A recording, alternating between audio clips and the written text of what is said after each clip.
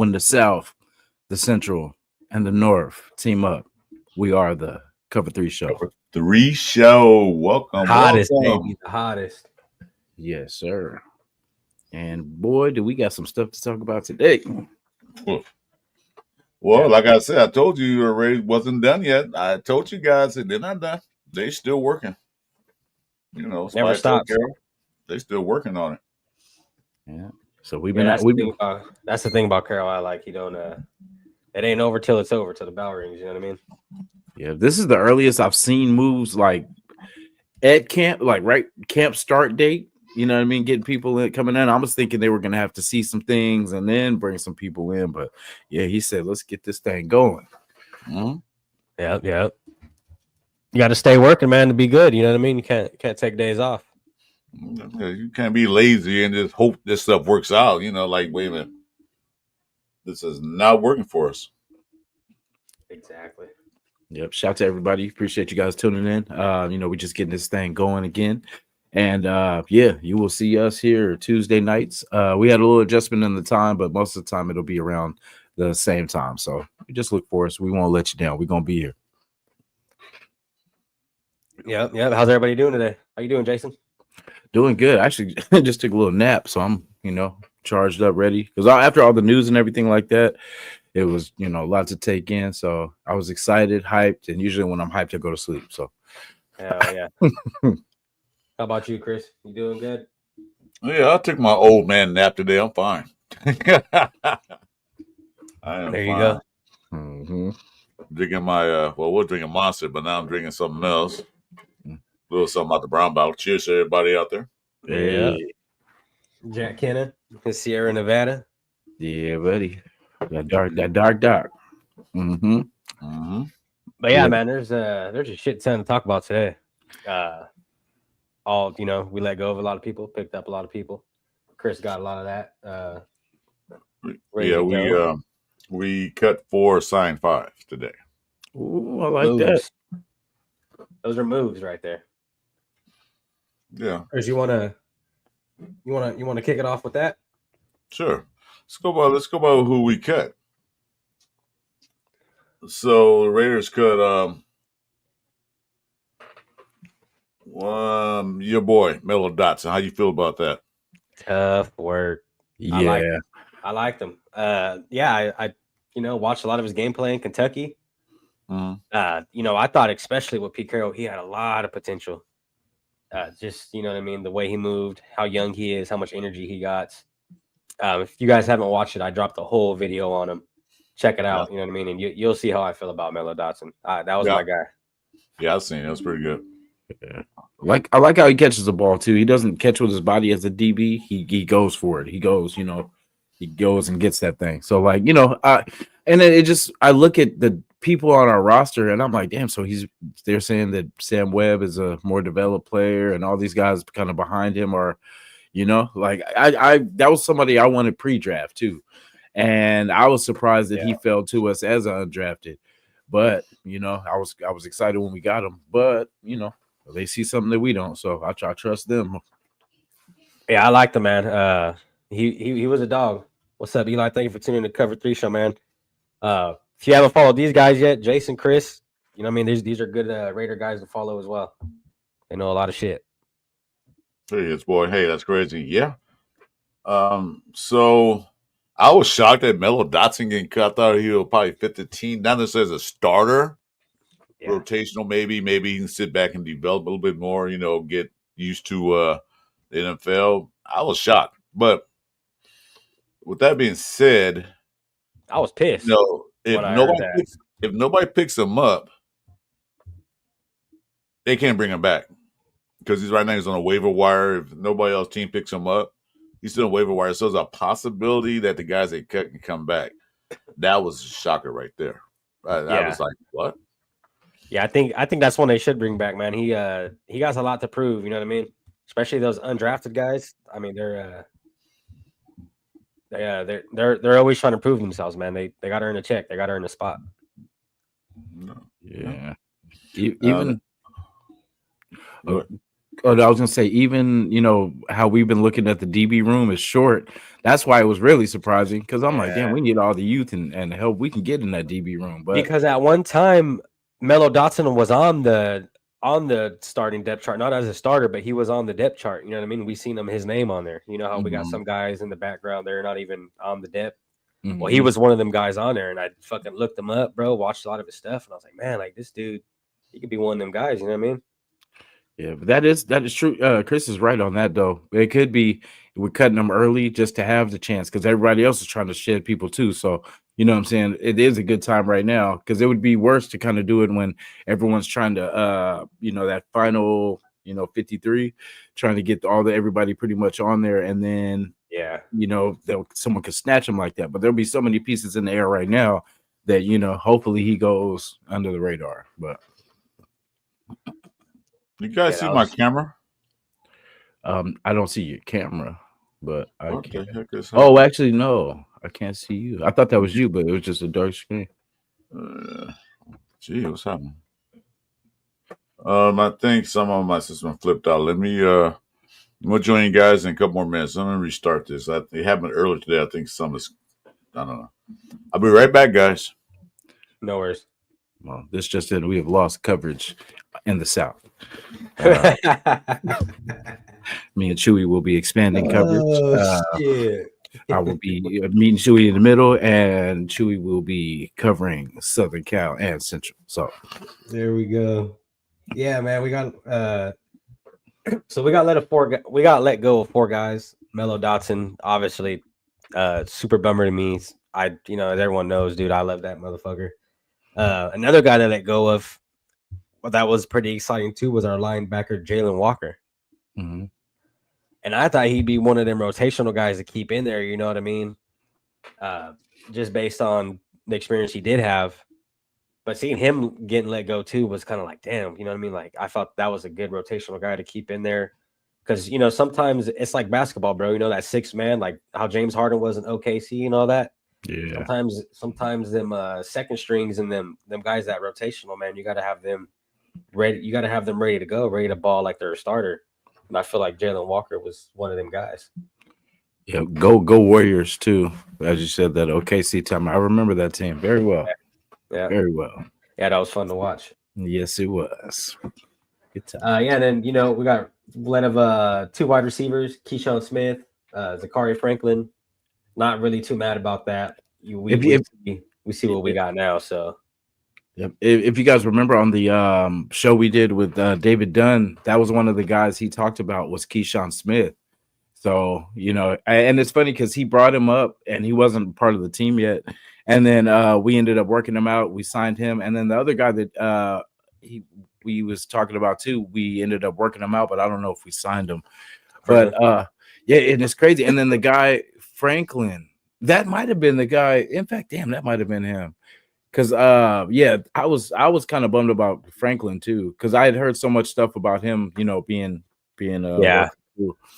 and I wasn't too worried about it, man. When I heard him, I was like, we're kind of set. Just looking at the pieces we added and what we got now, it's like, I think we could let go of those guys and pick up some other guys we really need in some of the other holes we got on this team. That's how I felt. What's up, Dead Astronaut? Thank you for tuning in, bro. Cover 3 show, man. You're just on time. Just on time. Yeah, shout out everybody too. Elijah, what up? Hit Boy Radio, as always. What up? Don Wise. Chuys, good dude. Very good dude, man. Got Leon 760. Oh, we talking about the news today. Yeah, we talking about pretty much all the moves that happened today while we were sleeping, working, and doing what we do. Yep. But yeah, I mean, you look at the guys we signed, bro. I mean, off the rip, Jamal Adams and JT Woods, they got experience with Pete Carroll. Mm-hmm. And you know what I mean? You see this a lot when it comes in when new, not even new coaches, but when coaches go to a new team, they always tend to get people that they're familiar with. Mm-hmm. Just so it makes their, I mean, when they go in there, it's a little bit easier for them. Just because they're like, okay, I've worked with this guy before. I'm not working with a whole brand new team, which is kind of good for Pete Carroll this year because I mean, there's a lot of guys he's worked with, especially the main piece, bro, is the quarterback. You know what I mean? You want your quarterback and your head coach, bro, to be on tip top point with each other. Because you know what I mean? We seen the dynamic duo and Tom Brady and Belichick for those years, and even now, I hate to say it, but you know the Chiefs and Andy Reid, like, you know what I mean? You need those duos, and I feel like that's going to be a good duo, especially here in Las Vegas, with Pete Carroll and Geno Smith. Yep, still no DB. You know what I mean? But the free safety, I think either Powell or Mao is going to be doing mostly free safety now because we got two pretty good damn strong safeties now. So that's going to change a lot. Our three safety system will be very good. You know what I'm saying? So actually that guy JT Woods, he's a cornerback. He is the corner. Okay. Yeah. That's the guy for the Rams guy. Let me see. I know he has experience with Pete, if I'm not mistaken. Okay. He was one of those guys. He's one of them ones. Yeah, yeah. Now the thing is you know what I mean? These especially last guy I was talking about, he's kind of up there, bro. Mm-hmm. You know what I mean, when it comes to the age, like that's something you have to worry about. We talking how much we talking? Jamal Adams, he's a safety. And yeah, he just I feel like, you know what I mean, we got the youth in here, which is good, but like we gotta get a real vet, dog. You know what I mean? We can't have a motherfucker who's been in the game but ain't really did none. But we need who got some umph in them still. You know what I mean? Who still drive. Yeah. See, with him, he's always hurt. Like I've seen, we played against him and he's done us bad, but it's like when he's healthy, he's a good player. Like, you know, smart player, good. Will put a hat on you. You know what I'm saying? But yeah, only thing, for real. He does get injured a little bit, but I don't know. I guess you just got to take the good with the, good with the bad, and hope it's more good than bad. Yeah, you got to hope. But that's the thing, man. With the coaching staff we got now, I feel a whole lot comfortable walking into the season. I don't feel like we're going in there blind. You know what I mean? It just, these guys have a lot of experience, bro, and I don't see them dropping the ball. Another thing too is, I don't know if you've seen Pete Carroll's Twitter. You got Twitter? I don't really. I'll peek at stuff, but nothing. Nothing crazy. Okay. Actually, it's Vegas Sports Today. Pete Carroll, in the interview he did, he said we gotta win a ton. I've been winning 10 games a year for 20 years now. We're gonna win a bunch, and I don't care who hears that. I wish I could guarantee it. You know what I mean? So he's coming in here saying, "Hey, we're gonna win, bro. Like, this ain't for fun." You know what I mean? Yeah, and he's getting people that, because when you bring people in, they have to buy in, right? Like you have to believe that you're coming here, to win, to help your career if you're here for like a 1-year deal, help this team, but help yourself also, so you can be playing your butt off. So he's getting guys on these deals, but these guys are players. These aren't like any bums for the price that we're getting them for. Yeah. It's pretty, bargain price, but. I appreciate what they're doing. They're building, and the pieces, like when they do, like we talk about them not making moves at this, blah, blah, blah. And then when they do, they make moves. Yeah. So, yeah, we're making smart moves too. We're not making stupid moves. The dead astronaut, Cincinnati. Hey, you guys got a hell of a quarterback, bro. Just that defense was a little sorry. Yeah, we'll trade you Zamir White. And we got Pratt, though. We got Pratt. And Tyree Wilson for Joe Burrows, 2 for 1. And I'm back. The South is back. He's back in action. Camera went out. Fucking tornado down there or something. No, I think it's the heat and the wind. We started a GoFundMe for you, but I guess you're okay. I'll take it. we gotta restore the power and fucking down south. Bald Eagle Kid Adventures. He said, "What's good? What's goody, man? Welcome to the Cover 3 show, bro. You just on time." Yep, welcome. Yeah, man, we're making moves, bro. You know what I mean? Like this front office and this coaching staff, bro. They're not nothing to play with. If they're working. And then, like most of the time we hear things early, even the first day. And like really honestly, this last week with the rookies were there, didn't really hear nothing I work, but it's I really didn't hear nothing really to talk about as far as like the rookies or anything. Cause I know they're just installing pretty much the rules, letting them know like NFL rule changes, the rules of the NFL, I know they talk over, being responsible with money, not, not losing your money, not, gambling, all that kind of stuff. They go over all that stuff. They need to learn a little bit more than the vets that have been there. They usually do that. They usually do that when all the rookies sign, or not sign, but when all the rookies get drafted, they have a symposium. That's when they usually do for all the rookies in all the NFL, everybody. Mm-hmm. I don't know if UDFAs go there, but I think they do too. Anybody who's affiliated with a team, they all have to be there. They go through all that. This is spec. This is your behavior in the NFL. This is what you're supposed to do. This is what you're not supposed to do. And if you do the things you're not supposed to do, you find yourself out the league for a little bit or permanently. Mm-hmm. But then the Raiders have their own little rule check. Like, okay, this is the Raiders. This is what we expect out of you. This is what we don't expect out of you.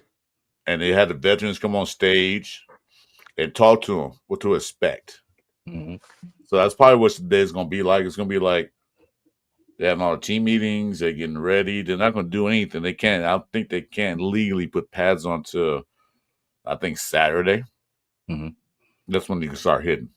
Mm-hmm. So it's more like what you don't call a social event, a meet and greet. I mean, they already know each other from OTAs, but then you got new players coming in. This is always like one of those like, hey, this is what this is the Raiders all about. Especially they sign new players. And I'll bring that list up in a minute if you guys want me to. Oh, hell yeah. Ashton's gonna go off. Yeah, I agree, bro.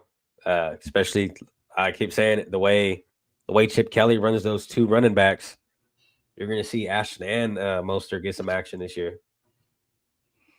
Yeah, I like how Pete said a lot of good stuff in this conference, and I think you touched on it, like most of it too, when you were saying that he was like the 10 wins is, and he was basically saying it, and I believe it. You know what I'm saying? Like it actually, he wants to win. That's the thing. It's not like he's all talk. That's what Pete is all about, putting a good team on the field. Exactly. And I'm excited because he feels that we're, the thing with Pete, we're not going to get into the rumors and all this stuff. He's just going to work. You know what I mean? Like while everybody's talking and, doing the lip service, Pete's going to make it happen on the field. And he said, we're going to be in some games. There's going to be a lot of, and we're going to win those games. That's the thing. It's a different mentality. It's not like, oh, we're going to do our best and we're going to, no, we're going to win these games. We're going to do whatever we have to do, foot on the neck. We're going to win these games. I love it. Love it. Love it. Hey, what's up, Ray Antoine? Welcome to the show, brother. Appreciate you stopping by. This GOAT guy asked a question. I don't know who he is exactly. How many rookie Raiders will be starting? Are we ushering in the same swag and so excited for what the future has in store for us? We got one who's going to start. We know that. Automatically. We know who's going to start. That's Genty. As far as the rest concerned, I think Thornton will start too. I think he's one of them guys. Mm-hmm. Well, and I think Porter will start. I think Darian Porter will start as well. Because you gotta look, bro. Like everyone they're talking about right now is those guys. I mean, outside of Best, bro. Like we know he's probably not gonna start, but we're gonna see a lot of gameplay with him. Don't get me wrong; he's gonna be out there. But I say, off the rip, bro, is Ashton Genty. I mean, you look at Thornton, bro. The way they're pushing him towards the media and the way he's working, you know what I mean? It seems like he's gonna be an obvious starter, and as well as how much that defensive coordinator and the coaching staff is talking about Patrick Graham. Those are the three I got that I think will start. What's good, Noah? Hey, we Noah. I'm not concerned about who starts, who finishes. I'm worried about. I mean, you can start, but then your spot can't be taken over by somebody else who's doing better because it depends on the defense, how they playing you, and what they're trying to stop. you can easily bring somebody else in. So starting is one of those headline things. Hey, I'm a starter, but did you finish? That's what I want to see. Did you do anything while you was out there? No. But the other guy came behind you did. So that's what I'm worried about. Starting is always that accolade that you want on your resume. I was a starter for 6 years. That looks good on paper. Yeah. But if you start and you don't do anything, then what's the purpose you out there? Now, you guys remember Philip Dorsett, right? We had him. Yeah. Was that last year? No, the year before. Yeah, that was the year before that. Year before, a couple years ago, yeah. Yeah, then he went to Denver. I just remember that part. Yeah. But yeah, he was cool. He's speedy, but I think he got hurt. If I'm not mistaken, he got hurt over in Denver. Yeah, he only played 2 games. Yeah, so he's probably not gonna, make the active. I don't think. But I mean, we'll see. I don't know though.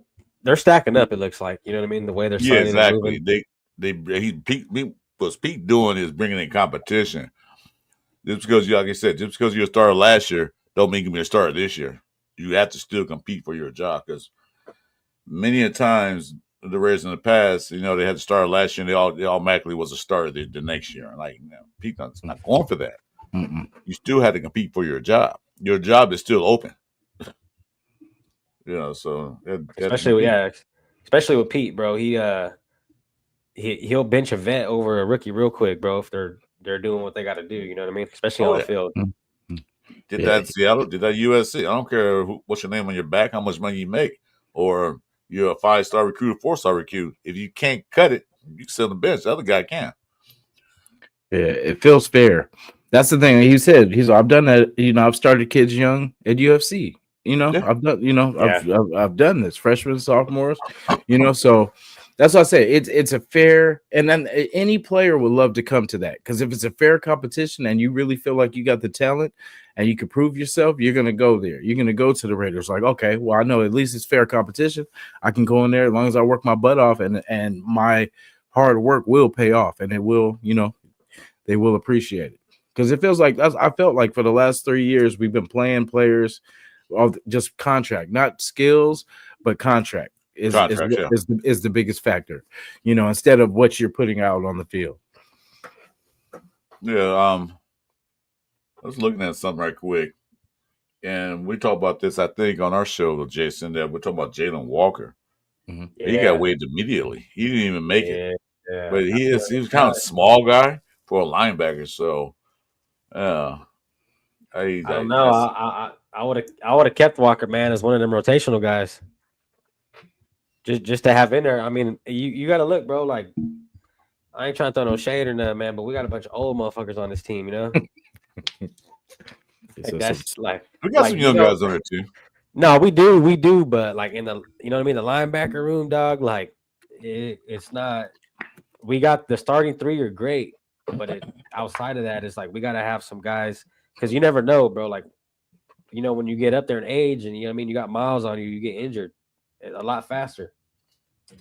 Just because your body don't move the same and you can't recover the same off of certain things, you know what I mean? But you know what I mean. I feel like Jalen Walker, he would have been a good rotational guy for us. But the way I look at it, Pete wants intelligent guys out there, guys who don't need to be talked to every other play. Like, hey, he want guys out there that can think on the fly.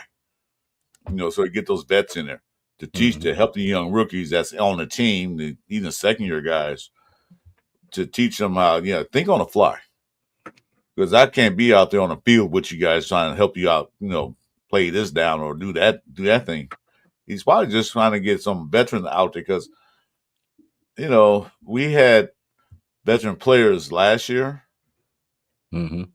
Yeah. But we didn't have no young guys behind them. None of them. Hey, what's up, Raider Rebel? Welcome to the show, brother. So I think he can get veterans. He can get the guys that played with them in Seattle. He saw that, right? So Jamal Adams, So he's getting the veterans that know his style. You already brought Geno Smith in. So he's getting players that know what he likes and what he does, his scheme, his system, his philosophy. So he wants guys out there that kind of fits his philosophy to mold the rest of the team. You get what I'm saying? I mean, not hard to put in words. No, yeah. Because I get you. each team take their personality of their coach. If your Exactly. coach is laid back, this and that, the team gonna be the same way. If your Look at coach is Antonio Pierce. if your team's Holbert, yeah, exactly. If your team is if you're hyped up and jump up and down the sidelines like John Madden did, everything, the team is gonna be pumped up too. Yeah. I feel like Coach Pierce bought everybody beers after film studies. You know what I'm saying? Like he was that type of coach. Nah, he didn't do that. He bought the he bought the Henny and Cigs. Ooh, hey, the hit dog boy. But hey, let's go for a beer. Anything is possible, baby. The loot roast out. Shit. Salute, y'all. That's how it is. So what else on that list you see that was waved that you guys were shocked? I know Melo Dawson was one I was shocked too. Yeah. Anybody else you see on that list that was waved that? Yeah, the only two I was really kind of upset about, I'd say, would be Melo and Jalen Walker. The wide receivers, you know what I mean? I feel like I told Jasin this when you were gone, but I feel like we're kind of good there, you know what I mean? Yeah. Zachary Franklin, I did like though. I wanted to. Yeah, I wanted to see, you know, kind of just especially when camp was going on, you know. Okay, so would you rather have Franklin or Dorsett? Franklin was young. Yeah, I was gonna say I kind of want to see the youth movement. But we got two good youth guys, and especially three, Doc, because Brock Bowers he's barely second, you know what I mean? Yeah, true. I just I always think about injuries. I always think about just having extra clip. And even Trey Tucker, I mean, he's still got some legs on him. Mm-hmm. That's one of them guys too that we gotta watch out for this year, I think.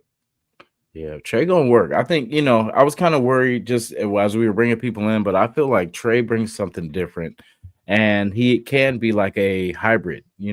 I would love to see him in the running game. Like I really would, like just for his build and that speed, and then just as a three-headed monster with Genty and Mostert, just sprinkling him in here with those reverses and those screens and stuff like that. Just I think would be good. Yeah, I think he actually broke a touchdown last year on a come around route on a run.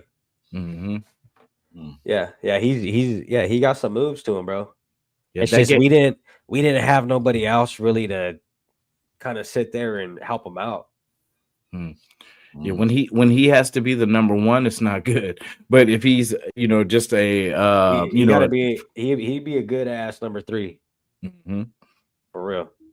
Yeah, which is good. I know his size, but I mean, Lockett wasn't the biggest guy either. So if he could be what Lockett was, just when they hit him over the top with that play action, and then just burn just be a burner, just get open. Because at least now you got someone that can effectively get you the ball.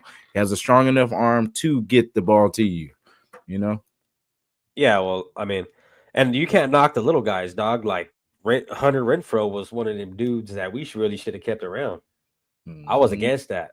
You know what I mean? Look at Wes Welker. Look at Julian Edelman. Look at, all these little guys, bro, that really Lad McConkey, you know what I mean? Like all these dudes really, the little guys put in the work, especially now, you know what I mean? We do have a bigger wide receiver. But there's nothing that we could promise on him yet. He hasn't really played. You know what I mean? He hasn't even touched. He hasn't even really played yet. So we can't really have that much. Like we can't put him up there yet. We can't put Thornton up there yet. You know what Renfro's problem was, though? His main problem was?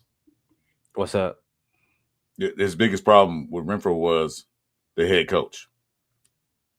He didn't know how to use Renfro. Renfro was one of those, I'm going to say, backyard football type players to me, because he always managed to run around and find an open spot. And under that idiot coach we had, McDummy, he won precise routes at this time. So since Renfro didn't run the routes that the coach told him to, McDummy didn't like that. That's why he didn't get the ball. That's why he wasn't playing. So that was his problem. Now I like Renfro. He had those big hits. I wish him well. And it was at Carolina. He's at home, so I wish him well until they play us. Unless they play us. But other than that, I wish him well. Yeah, I was there at that Cardinal game where basically he the play before he fumbled, and we ended up getting it back, and then the next play he fumbled, and then they got it and took it to the house. Oh no, But they cracked him. They popped it. he was fighting for extra yards. That's the thing. Like he was fighting for extra yards, but as close as we were, we could have just kicked a field goal and got up out of there. But he was trying to fight for some extra yards, and all of a sudden you just see the Cardinals running with the ball. Yeah.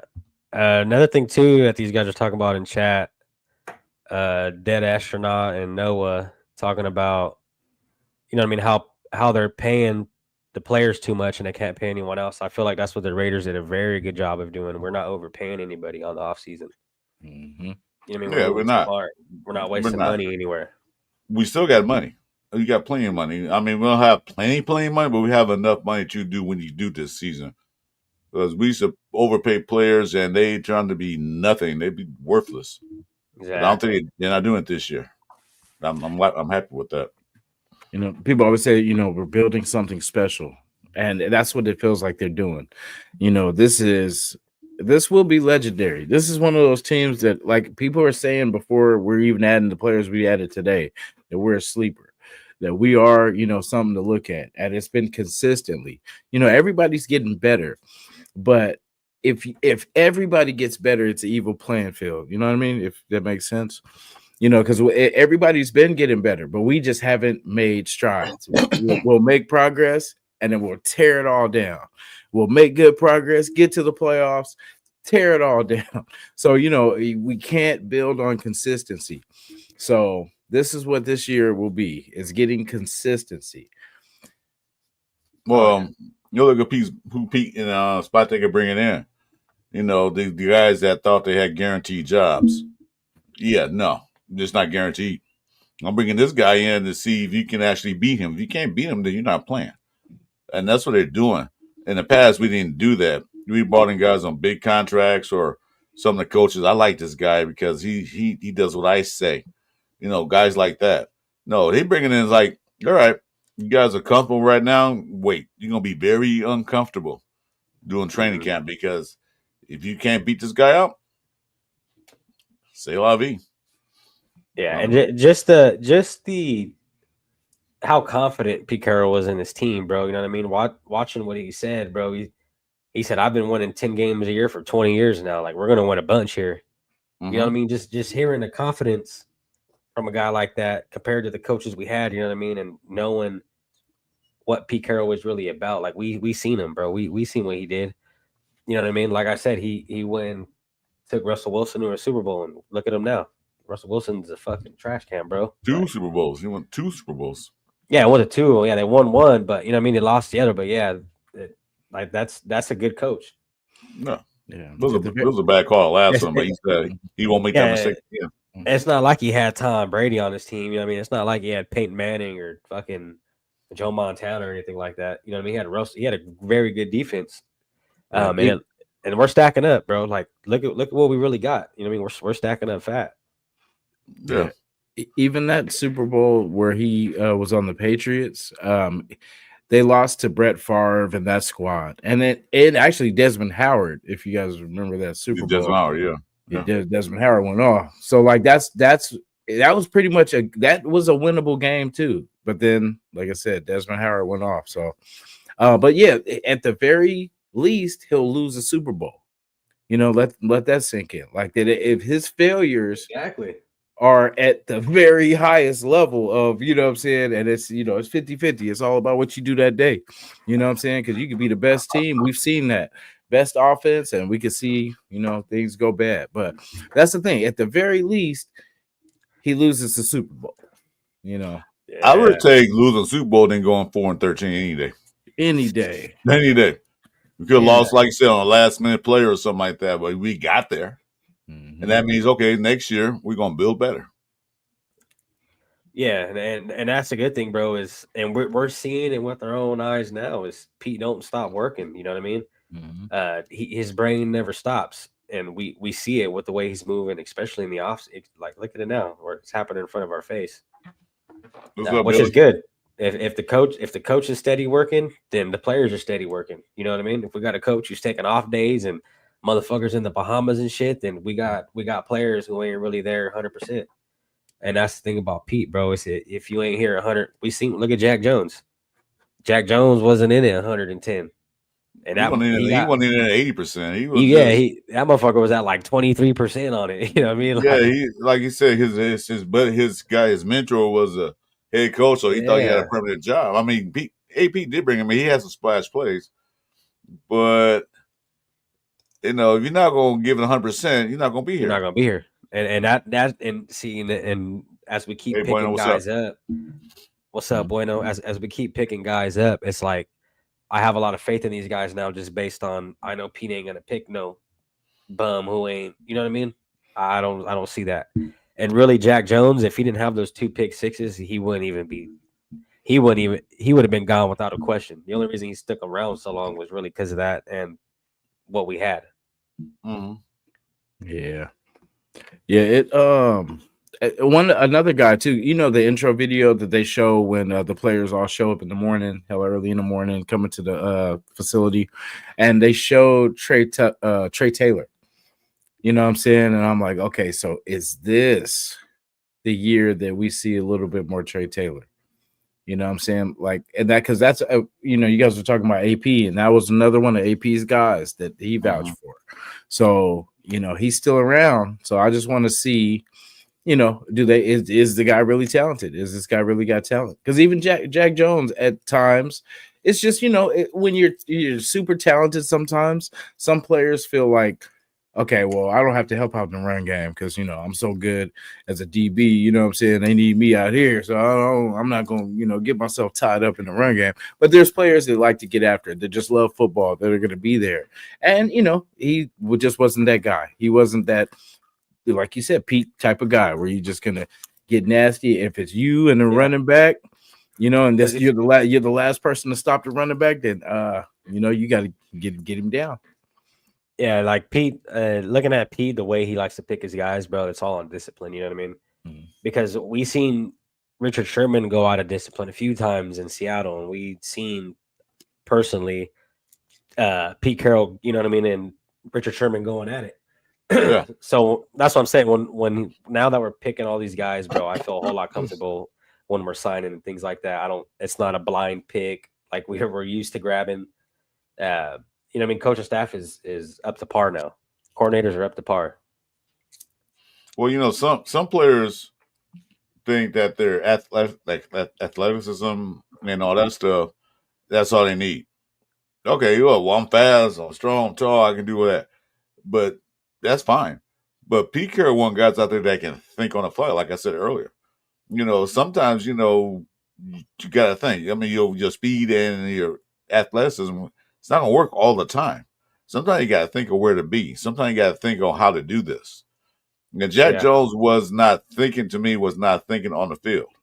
He was just using his speed and all that stuff. The guy got past me, I can catch up to him. Not always the case because he got burned a couple of times last year. Yeah, what's up, Detroit guy? So that's why he brought some of these veterans in, like Jamal Adams, JT Woods. And also we didn't talk about was they brought in a guard that played with Chip Kelly in UCLA. Another guard. So they are concentrating on that line, that old line. They brought another guy in. I don't know how big he is. Anybody know how big that guy is? Antonio Mapi. No, off the rip. I'm happy they did bring a guard in though, because that's one spot I'm worried about. Because we don't know if how that guard position is weak. Honestly, that the center is locked down. JPJ, he got that. Colton Miller. He's got that locked up. That guard, we got a lot of floating question marks. Yeah, both sides. On both sides. Yeah, so I'm glad they're doing that, and there's more competition for that guard spot. Yeah, anything, and it's at least they're seeing the same thing. So we've been saying guard because like you said, JPJ's locked, Glaze locked, Miller locked, guards. You know, Yeah, because I mean, like Meredith, honestly, I'd pull Meredith up as a starter, mhm.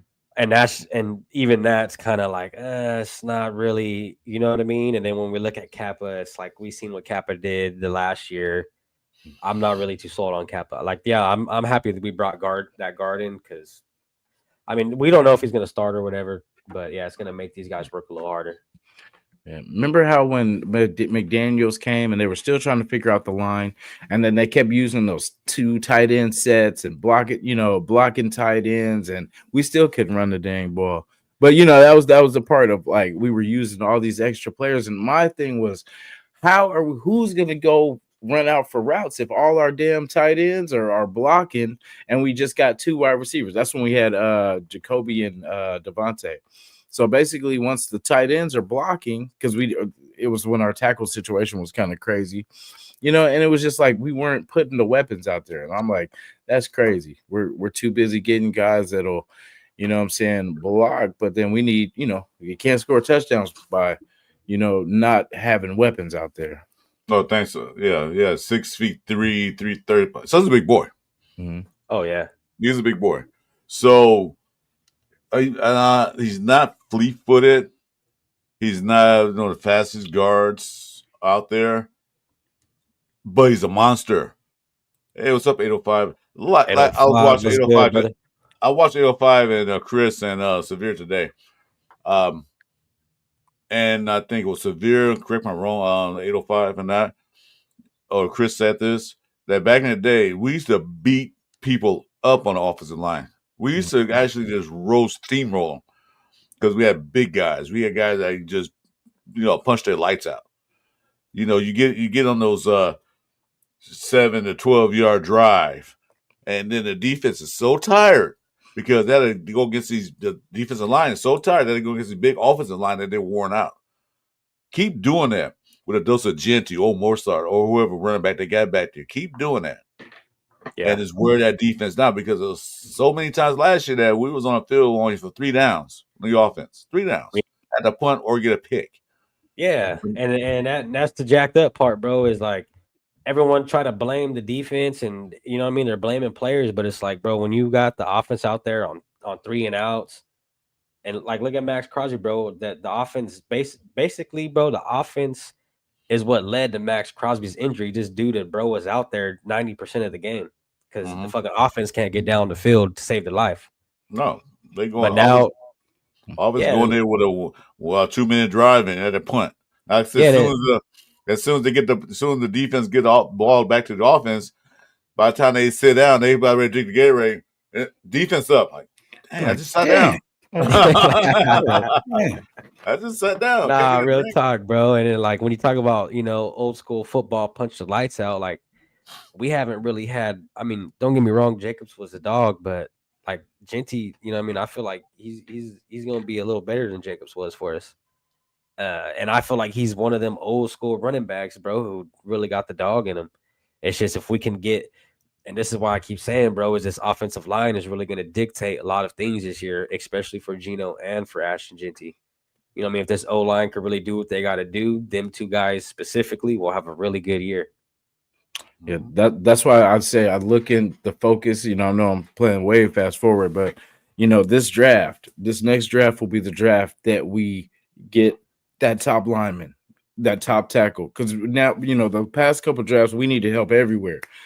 Yeah, and couldn't afford, especially offensively, to take that type of player because we needed weapons, we needed all this. But now we have like you said, we got the best running back in the draft. We got some fast wide receivers. We got a Jacoby type, possession receiver. But now we can build this nasty line, like, be excited for the next couple of years. Because once we do that, then we don't have those questions. You know what I'm saying? Like, then we're like, okay, hey, we got a stacked line. We can bang with anybody, Yeah, and the cool thing is, too, is, like, don't get me wrong, bro. We still got pieces we got to fill in the cornerback room. Honestly, in the linebacker room as well, bro. Like, we just don't know what it is. But the thing is now that we have head coaches and coordinators that are going to draw a lot of attention to players that come and want to play for us. You know what I mean? Because bro, when you think just look at the coaching staff, who wouldn't want to play for Pete Carroll?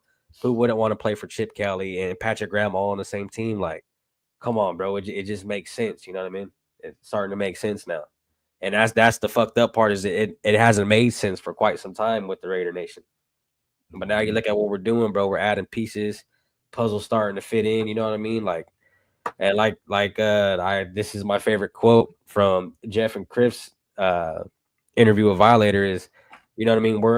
We ain't hit the corner yet, but we're in the right lane to hit the corner. You know what I mean? We're there. Mm-hmm. Mm-hmm. Yeah. Ghost Man.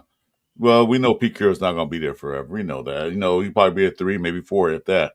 He should be 74 when the season starts or during the season. But if you look at how he's moving around, I've never seen a 70-year-old guy move like he does, act like he does. The man the age might be there, but he's still young at heart. So meanwhile, while he's there, he's going to get this team ready. So whoever take over next, don't really have to do nothing. As long as they don't destroy it like the dumbass McDummy did, he's getting the team ready.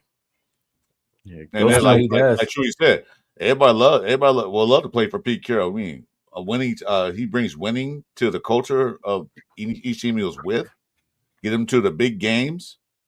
You know, I don't care. Some people say that's not true. They want the money, and that's true. Some players play for the money, but a lot of players want to play for a legacy, a winning legacy. Real players. You can go out there and say, the guy walking around, I should play for, let's say, I should play for the Rams, team I hate. And they look at like, well, who are you? I play for the Rams. Did you win anything in the past 10 years? You know, it's like that. They want that legacy where they're being recognized. Hall of Fame is kind of like, what it is. But every player wants to win a championship. They won't have that ring on their finger. Oh yeah. They won't have that. They don't have that trophy case. 2021 champion. And this is the main piece that everyone doesn't talk about or no one ever sees, and I don't ever hear from anybody. But bro, we got Tom Brady in the building, dog. Like, he ain't a loser, bro. You know what I mean? He's one of them guys that's competitive. You know what I mean? I'm not saying every player wants to play for Pete. I say a lot of players want to play for Pete. I ain't say every player. No, I'm talking about I'm talking about Ghostman's comment. Oh, okay. I'm just saying a lot of players go and want to play for a winning team. What players, we sign for these losing teams because they getting paid so much money. That's why they sign for these losing teams. Like, I'll pay you a bunch of money to play for us. Yeah, I'll sign because they want the money. Look at Myles Garrett. Myles Garrett should have left. He stayed with the shitty ass Browns. They're going for some players like, I want to win a championship eventually. Yeah, exactly. I was looking at numbers because I swear Tom Coughlin was that old too, but I guess he wasn't. He was a good one too, bro. Yeah, because I was gonna say he was pretty old when he won with them. He was 65 when he won, in 2011. And Andy Reid was 65, 66, Belichick, 68, Bruce Arians. You know what I'm saying? So with coaching, the age is actually better. You know what I mean? Like the older you are, the more you can contribute to the game. Like these rookie court, like say Ben Johnson, he's going to have to figure some stuff out this year. You know what I'm saying? He could be as talented as, he is, call him offensive plays and stuff like that. Now you got to run the whole show. So, you know what I'm saying? There's learning curves. Yeah. Like, I'd rather have Pete Carroll with his experience than Ben Johnson with his lack of experience. You know what I'm saying? Especially our team versus what they have in Chicago. I'll take our chances every time, just because of what we're building. We don't know what Chicago's going to do. We're not going to say they're going to be this great offensive team. No, it's still going to be probably Green Bay and maybe I feel like, I'm not too high on Minnesota, but I feel like Green Bay will take that division. So, okay. Ghostman, I see what you're saying. Today's players are different. They are hit to the business game, get your back. Well, it's always been like that. It never was nothing new. It always been like that. I've been watching football for a long time. It always about getting the money. It always been like that. But how you gonna get paid if you don't play for a good team and you don't do anything? Nobody gonna pay you. We got a lot. Look at the Patriots did. Our defense is pretty good. They took 3 players from us. So the defense is good. Offense. I mean, offensive players that anybody take from our team? None. Yeah. So No, if you don't play in a good system, if you don't play good like that, they're not going to pay you. I know what you're saying. It's been like that for a long time. That's not nothing new. I would never say experience is overrated. You know what I'm saying? Because I would take someone over experience than inexperience. Period. You know what I'm saying? Like, Yeah, because because off the rip, bro, you got trust in the guy. He's done been like been look at the there, done that. linebacker group we got. The linebacker group is full of experience, bro. Devin White, there, been to a done that. bowl. Pratt, been to a bowl. Atlanta Roberts, been to a bowl. Chip Kelly, you know what I mean? How many championships he got? Patrick Graham, got a Super Bowl. Pete Carroll got a Super Bowl and a championship in college, bro. Like, Chip, you know what I mean? There's a reason. There's a reason why they got there. have one. You only have one. That's Ohio State. But he's been close to a lot of them. We only have one. But still, he's been there in big games. Chip Kelly knows big games. Maybe he couldn't get it right, so some things happen. But they've been to big games. This teams were winning. And I get it, Dino Dallas. My bad. Okay, how experience overrated? I'm gonna ask you guys a question. I'm getting with Ghostman. Experience overrated. Let's say this: your guys, your roof is blown off. Would you hire a guy 20 years in a business, or you hire a guy as his first job ever? Especially trusting your money. Like, are you going to trust your money with some dude you just met, or are you going to trust your money with someone that you've been working with and you guys been doing business for quite some time? Not even that. You just go look for a roofer. This guy has 10 years experience. This is his second job ever. Who are you going to hire to fix your roof? I mean, it's a bad comparison, but no, that's prime example, bro. That's actually a good comparison. That's perfect. Because the older guy might take a little longer to get it done, but he does the work. You know what I'm saying? He's not going to legit. Yeah, he's not going to cut corners. He's going to, you know what I'm saying? He's going to do it the old-fashioned way, and it's going to get it done. He's not going to cut corners where you got holes in your roof. You know what I'm saying? When it rains, the old guy knows things that he's seen through his years. He sees things that the young guy will not see yet. He probably will eventually pick it on up, but he see things. That's all it is. I just the same thing 2 years ago. I know exactly what your problem is. Yeah, and I'll tell you guys one thing. Like, because you know what I mean, I fix windows and do all that broken glass stuff, and my uncle does it as well. And he's got experience 25 some years, and he always told me the main thing with experience is it's not what to do, it's what not to do. You know what I mean? Yeah, there you go. And that stuck with me, bro. And you know what I mean? These guys, with experience, they know what not to do. Mm-hmm. And that's what saves you. Good point. That's a good point you made too. That's exactly what's true. Yeah. They know how to avoid mistakes. Exactly. Yeah. And Ghostman, this is not to, what I'm saying, like, this is nothing towards you or anything like that, but it's just I in my personal experience, I look at the coaches that we've had. Look what inexperience did for us the last 3 years with Pierce and with McDaniels. I'll say his name, McDaniels. So that's where now you notice coming into this offseason, we don't have the worries that we had. So it's not that we have some of the same players that are here, but it's a whole nother outlook with a better coach. You know what I'm saying? Like, a better coach can cover up and fix the things that need to be fixed. A bad coach is not going to develop players. They're not going to, well, like I said, McDaniels, we had McDaniels for 2 years, inexperience. We seen what he did when he had a shot with Denver. It kind of helped us, but when he came to us, not a good thing. We had Pierce, inexperience. Didn't know, that side of the, anything. And so it's a learning curve. And obviously he wasn't the guy. So, Pete Carroll, maybe you have something against Pete Carroll, maybe, so that's on you guys. But I just know, because I'm a Cal Berkeley fan.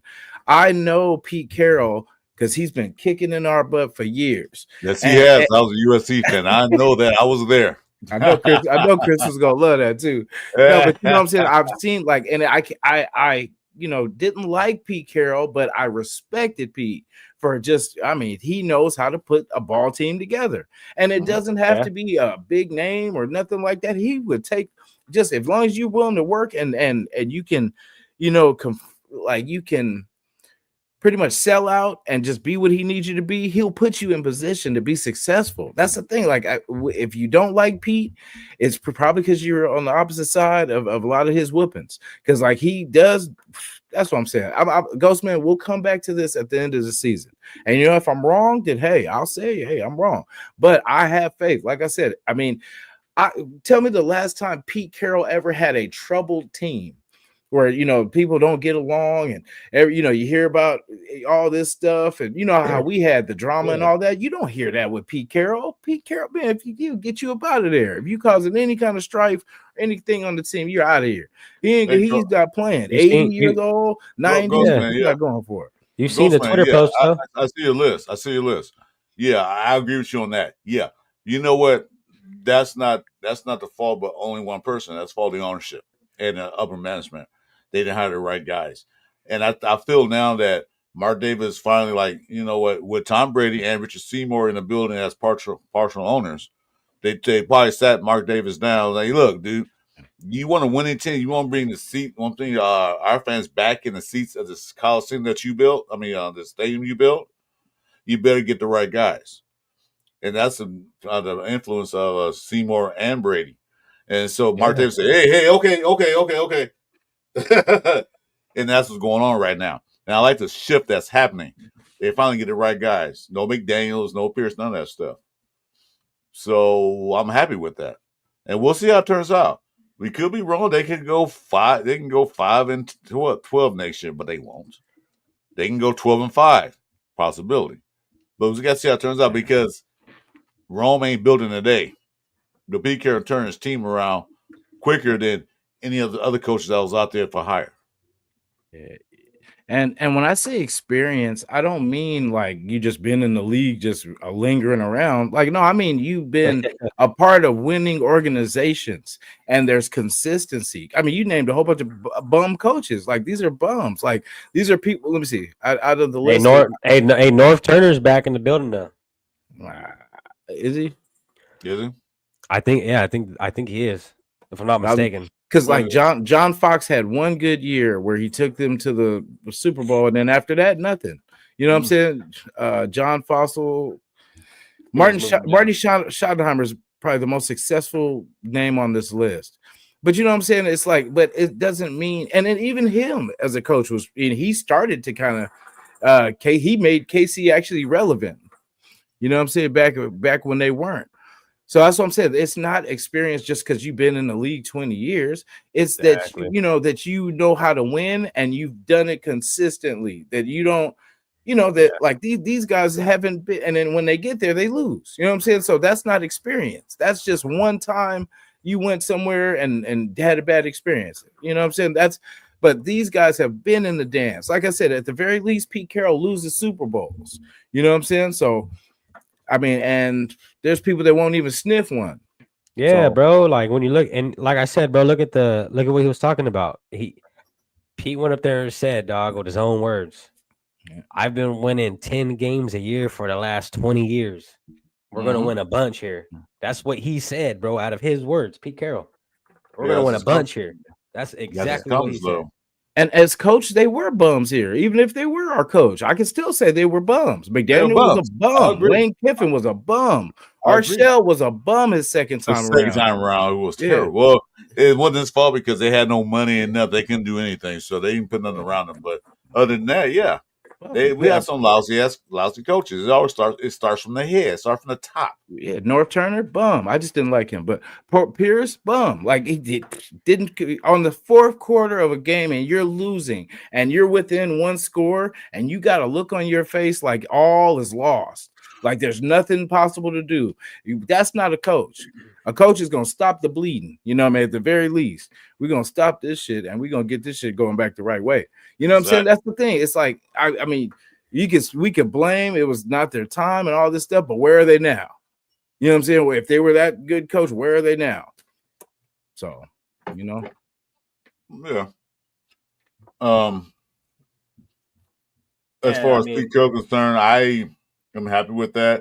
I'm not saying he's gonna be it forever. Nobody is, but at least we got a chance to, like you said, get in the right, like Byler said, get in the right lane to make that turn. He's setting up the Raiders for success for the future.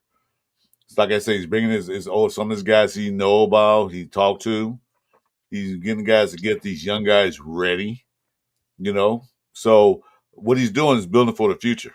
He knows what he's doing. You can turn a team around next year, or maybe 2 years, or maybe it's final year, the third year, maybe it's final year. Like I'm done. This is my last year. And he won Super Bowl. We just got to yeah, see what happens. But I want to see the state of mind of the Raiders, the players, and everything when they start playing games. Are they hitting? Are they yeah, tackling? Are they running? Are they blocking? Are they throwing the balls? Are they getting no? There's a lot of things I want to see in this preseason. I usually don't watch preseason games, but definitely gonna watch these. yeah. Yeah. No, it's gonna be a lot to see, bro. Because, like I said, just the way Pete Carroll moves, and like I said, a lot of people they might be haters or whatever the hell, but you got to give a man his credit where it's due. You know what I mean? He got full. Look at his winning seasons, bro. Compared to his losing seasons, I think he got a few losing seasons Not compared to many. how. Yeah, like I think like 3 or 4 maybe compared to how many years he's been in the league. Like, come on, bro. He knows what he's doing. You know what I mean? Yeah. And And his losing seasons are like 8-9, you know what I'm saying? Like and eight that's the and thing. eight, eight and If eight, or I 7 and, you know what I mean? guarantee you, bro, if the Raiders get 8-9 wins, I guarantee Raider Nation will be happy. Why? Because dog, we had 4 wins last year, bro. You know what I mean? If you Ghostman, are you upset? Because you seem like you've been a lot of negative today. Yeah, I was like, What's going on, dang, man? Why are like, you so negative? But that's yeah, fine. That's he fine. might You had he the right might to be negative because we stuck for a while, so that's fine. I understand yeah, that. it's all yeah. good, bro. But if Hey, I'll just tell things you, go down there, we got to get the backup. It could be Cam Miller, it could be LC. We don't know yet. You We'll said see I how tell that you, plays out. Carson Palmer. Are you serious? I'll tell Carson you Palmer was what, good for 1 touchdown, 3 interceptions. That's I crazy. I'll tell you what, Ghost man, it's all good. You know what I mean? The negativity, it's all good. No, it's I fine. think He has a right to no, be because we no, sucked for a few I years, get so he it. has a right. I get it. I just want to say this is I've been a Raider fan since the year we drafted Jamarcus Russell was when I became a Raider fan. Hey, I've had nothing but negative years, dog. And you know what I mean? I'm not just talking out the side of my neck. It just this team looks a whole lot different, bro. And the coaching staff seems a whole lot. It just looks it's a complete new look that we haven't seen in a very long time. Yeah. Sometimes when people sleep, that's their reality. You know? 12 and So 5. Okay. Geomex. yeah. Yeah, I was gonna say it's even if Geno Smith went down, that's the thing that's the thing about the Pete power. Pete is the quarterback whisperer too. You know what I'm saying? Like, look what he did with Russell Wilson. And I know Russell Wilson was mobile and all that kind of stuff, but like with AOC under Pete Carroll and Chip Kelly, and with Okay. the pieces that we have, with a better line, with a running game now. As I said, things have changed. You know, Yeah, like we look at the past and all this kind of stuff, but things have changed. This is a whole new, and this is year one. I mean, I'm looking at it year one because this is really what it is. We're going to see what we have, keep the good pieces, and add to it. And we're getting things for cheap. So it's going to be, we're going to be able to work some of these contracts. And if you want to go somewhere else, go somewhere else. But we need the people that want to be here. yeah, it goes. I'm not saying you're negative. I'm not saying you get put. You what you're saying was a lot of things were true. I agree with that. And like I said, I'm frustrated too with the last few years. And a few years, I'm talking about like I've been a Raider fan since '76. I've been a Raider fan since these two guys ever were born. So, yeah, I've seen some good years, seen some bad years, and I've been pretty pissed off for the past few years. I mean, like more than 3, more like since I've been pissed off since 2016. No, Yeah, before that. really since that little playoff run we had when we lost with Derek Carr. I mean, that's the most excitement we've had in a long In a time. while, yeah. Yeah. And we should have followed up on that too. That's why I get pissed off that we go to the playoffs and then it takes us 4 or 5 years to get back. And then we get there again, and then we don't build off what got us there. You know what I mean? We just keep going. And this is the thing, guys, is what that about the whole follow-up thing is it's you know what I mean. Sometimes it's the front office, dog. Like It is the front office. Mark Davis, bro. You know what I mean. And don't get me wrong, bro. Like John Gruden was on his way to changing this shit. It's just the way everything ended. It threw the Raiders like in a spiral circle, dog. You know what I mean. To just down, we just slid downhill after that, honestly, because we were looking decent, bro. We were looking like we were gonna do something. Well, you remember what Gruden said when he got hired? He said, 10 "If I'll make years. the play-" no. He said, "If I'll make the playoff in 4 years, you can fire me." And his fourth year, when he had all the email bull BS, Yeah, that was his team he built. And where did they go? To the playoffs. So he was building it up. But then, that email stuff, he got fired, which I think he'll still stay up to this day, but that's for another story. But he was building team ups. That was his team. That was his picks. Everything was his. Yeah, I feel like if we would have had him finish those 10, bro, we would have been in a whole better position than what we are. Yeah. And I mean, we're looking good, but still we haven't really seen anything yet. You know what I mean? Mm-hmm. So it's kind of hard to base stuff on. But the way John Gruden was moving, I'd agree with it. Yeah. And Geo Max, I agree with you because when Jatin Reed was doing it, it was just going the right. They were going the right direction. Yeah. What did Mark Davis do? Screw that up. He did every time. Mm-hmm. Yeah, and that is true. Like Jack Del Rio, I thought was a good coach, and I thought that Bisaccia. like even Bisaccia was able to carry out because I think Gruden was out by week 6 or something like that, or something crazy. That was his team, but it takes a coach, dog. To you know what I mean. The coach got to do his part to win the game. Yeah, and see how they took that. See, that's the thing. Like, as nobody expected us to do nothing that year. You know what I'm saying? It's not like we had high expectations 2021. We just came out hot, won three of the first games, and then from that way, we kind of dictated the way we were going to go. And it was crazy because I love, you may hate Gruden, love Gruden, whatever. I like what Gruden brought because it's what Gruden's like. His face, especially remember first time around Gruden, Chucky face, all that, nobody wanted to go, approach him and all this. It's like, hey, we just gonna play football. It was just everybody was focused on football because if you didn't and you effed up, he's gonna look here and it's all on his face. It's all on his face. So that's why I love that because we were out of control, bro. There was no discipline. There was nobody being held accountable for nothing. So with Gruden, it got back to, bro, you're gonna get to football. That's the only thing that matters. That's the only language I speak is football. So if you can't speak that, sayonara, or adios. You know what I mean? Because I love that. And that's kind of similar. It's no BS with Pete.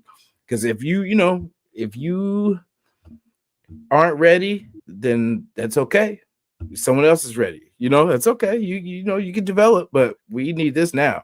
So that's what I'm saying. This is not going to be a season where 4 wins, 5 wins. That's going to be unacceptable. I don't think so. Pete will not sleep with a team like that. So that's what I'm saying. I mean, I know it's all talk for right now. And just have faith. This is not me woofing and just saying, oh, well, we're going to do this because I've done it. But the last year, I knew it was not going to be good. You know what I'm saying? So that's what I'm saying. This feels different, and it is different. Not just feels different. It is different. Yeah, Ghost Man, he said second Gruden was all about getting paid and making his brand. I don't think so, bro, because Gruden came in knowing this team was all flopped around. Yeah. And he really made some moves, dude. And we were like, look what happened when he left. If he was there, we probably would have won that game. What Mark Davis did with Gruden is basically he told Gruden, run everything. 10 years, run everything. Whatever you have to do. He didn't want no responsibility for that. Gruden came in there, got full control of every aspect of the Raiders. Not just the team, but every aspect of that. So Mark Davis wanted that because Mark Davis is not a football guy. We all know that. He even said it. Yeah. So he wanted Gruden to take all the responsibilities. Yeah. So, not get paid, but 10 years, $100 million, good money. Yeah.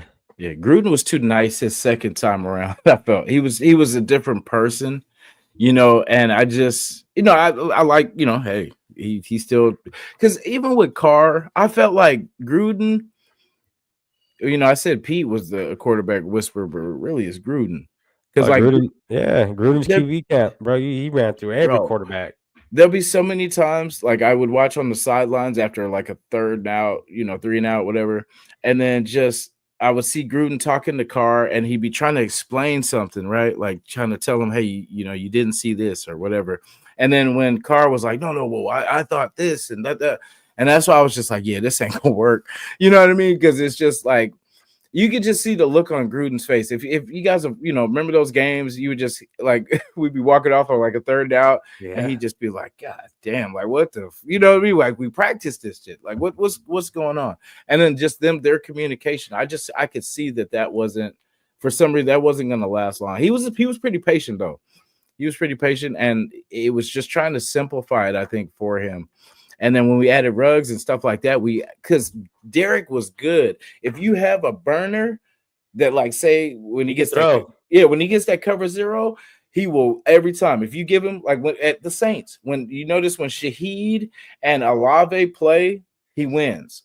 But when they're out injured, he doesn't win because he doesn't have that over the top safety blanket that he can just chuck it up to and they'll catch up. Remember when Ruggs and that Jets one-on-one, he's throwing that shit. Yeah, like remember Ruggs in the Jets game, also the Baltimore game where we closed it out in overtime against in 21, where we beat the Ravens that first game, and then we threw it to what's his name? 7. He was the good ass Seth Roberts. Yeah, no, 21. He was Zay Jones. Zay Jones. Zay Jones. Remember, he throws it up. Zay Jones catches. That's the type of players he needs. A speed guy that can pretty much safety blanket.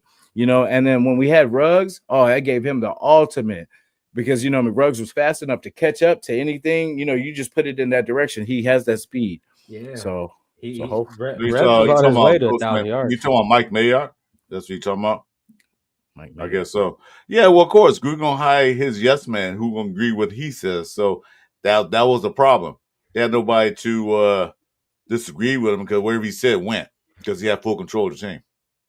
Yeah. So, Mayock. I know. He was a good analysis for ESPN or whoever's NFL Network. I forgot which one he was. He was a good draftman analysis. He beat. Remember that Mayock beat the table for Khalil Mack and the Raiders did draft him. Mm-hmm. But he wasn't really a general manager.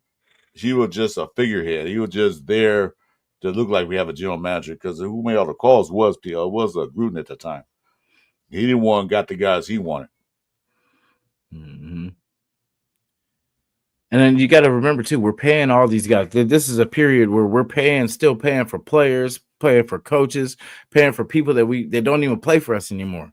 You know what I mean? So we were just trying to get ourselves out of the cap hell that we were in. And then that's kind of when we started kind of break it even. And then we actually have some cap space now, because for the longest we didn't have nothing.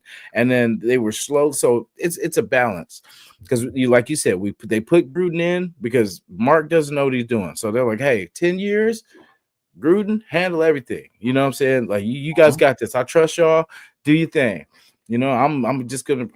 If you need some money, let me know. I got you. I'll send you some. But it's kind of like that. Like it's Gruden was putting together, and it was costly the way he's putting it together.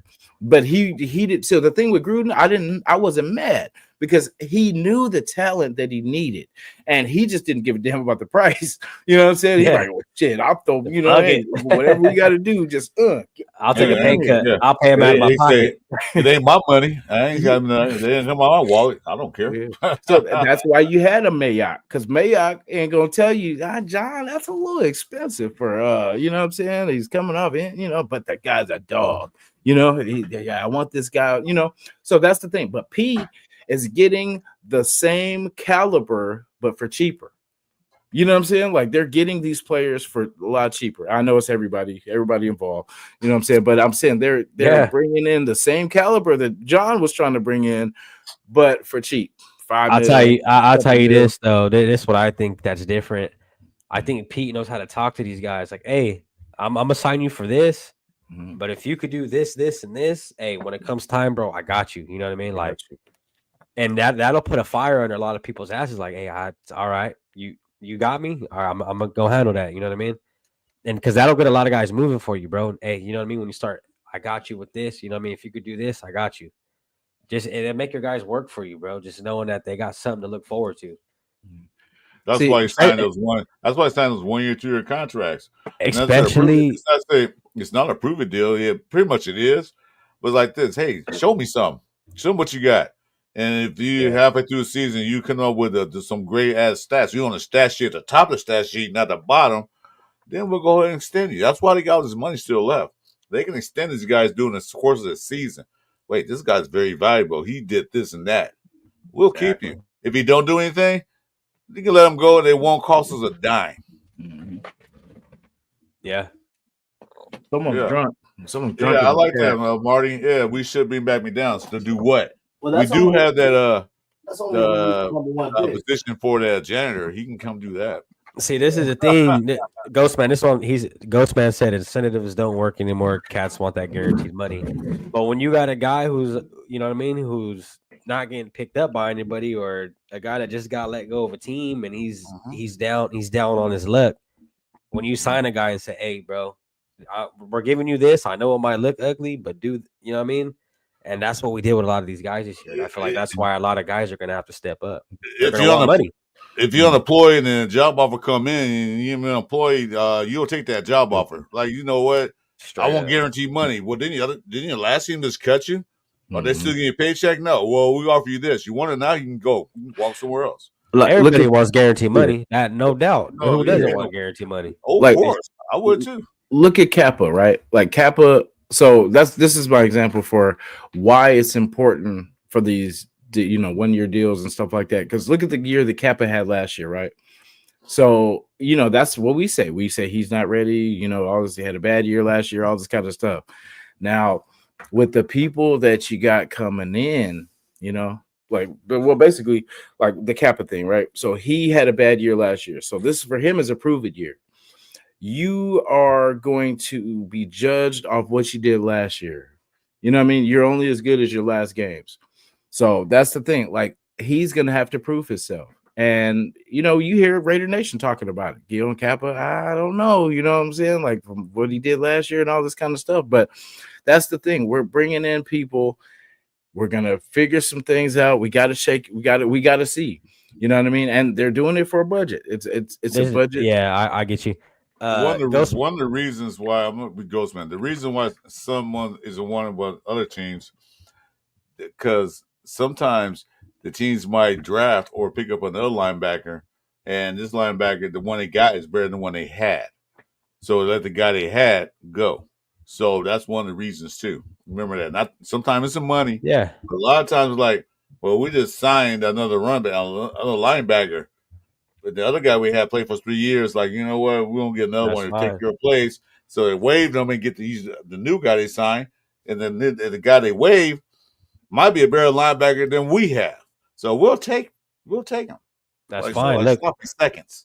Look, yeah, like if you're the Philadelphia Eagles, you love your sloppy seconds with Saquon Barkley. You know what I mean? Like, and that's what it is, bro. Like, some players just have to get into the right scheme and have to get with the right coaches, dog. Like, not everyone is compatible with each other, bro. But when you get these guys who are compatible and you get a team who could work, like, look at Saquon Barkley. Why didn't he go win a Super Bowl with the Giants? Why did it take him to go to the Eagles and win a Super Bowl? Why? Because it all made sense for him, bro. They had it worked out for him. So you can't say Smarty guy. He's that's Smarty. Do you have a football team you want to cheer for, or he's coming just a troll? Because whatever. Red Rod's a short bus. So do you. The Giants were in our trash. Yeah, I get that, but that's what I'm saying, bro. Sometimes it takes. Look at Jermaine Pratt. You know what I mean? Mm-hmm. We'll see what happens, but I think he's gonna be one of them dudes. Like you said, the Giants were trash. Yeah. Hey, the Cincinnati Bengals defense was trash. But just like how Saquon went to Philly, Jermaine Pratt going to Vegas. Like, you never know, bro. You can't knock it till it's there. Yeah, Bengals went from gotta show them exactly. Bengals went from trash to Super Bowl, just like that. Look at the Texans with just one change at quarterback. Went, you know what I'm saying? So that's the thing. It's all it takes, bro, is 1 year. Like, it don't, like, when we went in 21, we had no expectations. Like we just went off a bad experience the last season, and then this season we start like if we start hot, everything else means nothing. Who's on the team, all that kind of stuff means nothing. If we start 0-3 or 1-3, our usual, that's what's gonna matter. Or who's on that? It's the team that plays together, starting hot, starting to gel now. Because before we were mid-season trying to figure out who our line was going to be. You know what I'm saying? Oh, well, we're going to shuffle each, give this person. The preseason, that was a joke. We're going to give Minshew a chance, and then we're going to give AOC a chance. No, you got to solidify somebody. Put someone in there. If you're flip-flopping, go with the person that was the last, your last successor, if that's the case. Whoever earned the position. And then it was just like they flipped a coin and like, Minshew. Oh damn! We're trying no, to they ain't flip a coin. So I was gonna say Minshew started because we paid him all this money. That's what that was. That's which crazy. is bullshit. Which is BS. You know what I mean? Yeah, like, and then this is the thing, bro. Like, look at the Detroit Lions. What did they need to get to where they're at? They needed a fucking head coach.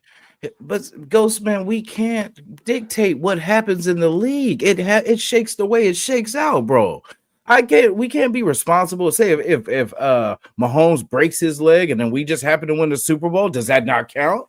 I mean, damn, well, that's crazy, bro. Like, what I'm saying? I don't know who peed in your Cheerios, bro, but like, that's crazy. Like, what I'm saying? Just be happy, bro. Just be happy that we're building something. You know what I'm saying? You need to go to sleep and wake up again, man. That's not a bad night.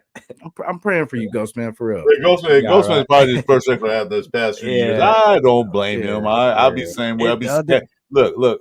41 years, Ghost Man. 41 years I've done this. So wait, I mean, it's hold on. Wait. I see where Ghostman's coming from. I'll be skeptical too. I've seen the years where Raiders were dominant. I see years Raiders were like the walking laughing stock in the NFL. I can feel the skepticism. I can feel like, yeah, are we doing the right thing again? Because the past few years, we have not been doing the right thing. Not getting the right players, not getting the right coaches, not getting the administration staff right. Because you got to remember one thing, this one guy was actually embezzling money from the Raiders right under Mark Davis' nose, and he's supposed to be a businessman. So I'll be skeptical too. I understand that. I've been watching Raiders too long now, and I'm pretty frustrated. Frustrated last year, the year before last. So I understand how he feels. All right, I'm sorry. Go ahead. Yeah. Jason, cut you off. No, but the thing is, like, it's he was talking about the year the Bengals went. Remember, we went to the playoffs that year and played the Bengals. You know what I'm saying? So, however it gets in, I mean, I wasn't mad that we got in and we earned it. It wasn't like we just fell into something. We earned it that year. We beat teams we were supposed to beat, and we finished the way we were supposed to finish because it could have went either way. You know what I'm saying? Like, we got to that game, we could have lost. We damn near lost that damn Charger game. You know what I'm saying? We're lucky they just suck. Sorry, Piano Man, but that they wanted to lose that game a lot less than we did. So, but I don't even know where I was going with that. But that's the thing. But like I said, all it takes, bro. Like, I'm trying to think who went to Minnesota. Minnesota came out of nowhere. No one expected Minnesota, and the Giants even made the damn playoffs the other 2 years ago.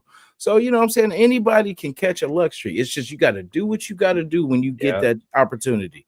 The Texans when they got CJ Stroud and that coach they got. Mm-hmm. That's what I mean. That's all it takes, bro. Is the right coach. And you don't need in all honesty, CJ Stroud isn't the best quarterback. He's not even up in the top tier with quarterbacks. He's a good quarterback. That's all you need, bro. You need a good quarterback, good coach. As long as they work and mesh, that's what it is. Yeah. Like, do we think Derek Carr is the best quarterback? I don't think anybody does. But did he go to a playoff game? Yeah, that's all we need because that's what a playoff game is, a chance, dog. You just need a chance. 2016, Derek Carr on fire. It was different than 2021. 2021 was kind of reserved, Derek Carr. But it was before injury when he because he was a gunslinger. That's what I liked about DC. He didn't care about the critics and all that kind of stuff. He didn't care about he wasn't getting his feelings hurt and all that stuff. He balled out. He slung that ball because he had weapons. That when he had Amari and he had Crabtree, it was different in 2021. You had it just pretty much, guys put together. You know what I mean? Just please just catch the ball. And then so it was a different DC. I wanted DC to bounce back more than anybody, man. Like I promise you, I wanted him to be that dog, like don't listen to the fan, all that stuff. Just tune all that stuff out, trust in your guys, and just get after it, man. But I'm from Fresno, bro. Remember that Derek Carr. When we had Derek Carr, the downside was that the Raiders stopped drafting quarterbacks. That was it. They only drafted one, Kerry Collins, whoever this guy was. We stopped drafting quarterback because they felt comfortable with Derek Carr. And I believe that you should draft a quarterback at least once a year or once every other year, depends who's in the draft, to compete with Derek Carr. Remember, Derek Carr, they had nobody to compete with. Nobody to push him. They bought Mariota, he pushed him a little bit. But they really had no quarterback to push Derek Carr to his fullest potential. So Derek Carr was comfortable. He's complacent. He knew he had a starting job going to next year, and then the next year, then the next year. For 9 years, he was starting quarterback. See, Raiders need to stop that. They need to draft a quarterback at least every year or at least once every other year to push. Because Geno Smith got a 3-year contract. I don't tell him how he's going to be here. He's 34 years old. Exactly. AOC might be the answer, might not be the answer. You got the guy that drafted, what's his name, from North Dakota State? Miller. Cam Miller. They drafted him. Is it the answer? We don't know yet. We got yet to see. Like a Brock Purdy. Next year, they got some quarterbacks going to be available. Just draft one of them in the late rounds or whatever. You got to draft them in the first round, second round, third round, fourth round. Draft them, let them work out, see. Oh, this guy's pretty good. Brady got drafted late, and look what happened to him. Exactly. So they got to stop this. We're comfortable with Carr. Although he was decent, he has his good years and his bad years. But Raiders stopped drafting quarterbacks. Why? That was the management doing that. The GMs and all that stuff. They were comfortable. Even John Gruden was comfortable with Carr. Yeah. So felt like he was enough. Yeah, exactly. But is he? What if he got hurt? What happened when he got hurt in the 2016 season? We was on a great year that year. He got hurt in a game that really didn't mean anything against the Colts.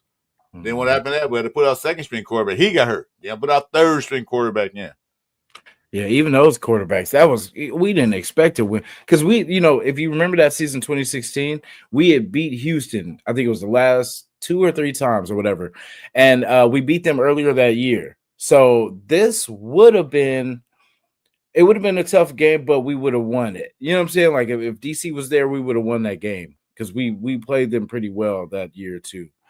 And yeah, it just with Connor Cook, man, like he just looked lost, and he was supposed to. He's a ghost man. The 80s and 90s were a different era from what he's playing now. In those days, the running game is more important than the quarterback. They drafted running backs and this and that. They play a lot of different defense. These times now is all about the quarterback play. I mean, it was quarterback play back then, but now, especially now, it's supposed to be a passing league. Getting quarterback out there that knows what he's doing, especially back then. The defensive linemen, the DEs wasn't as fast as they are now. The defensive ends are fucking like monsters. Back then, they were big, slow, and they got to the quarterback. Now, they got to get a quarterback that's mobile, that can get out the pocket. So back then, they ain't drafting many quarterbacks. Now, they got draft these quarterbacks now to be mobile, to be fleet-footed, or not necessarily running quarterbacks, but mobile quarterbacks that can throw the ball.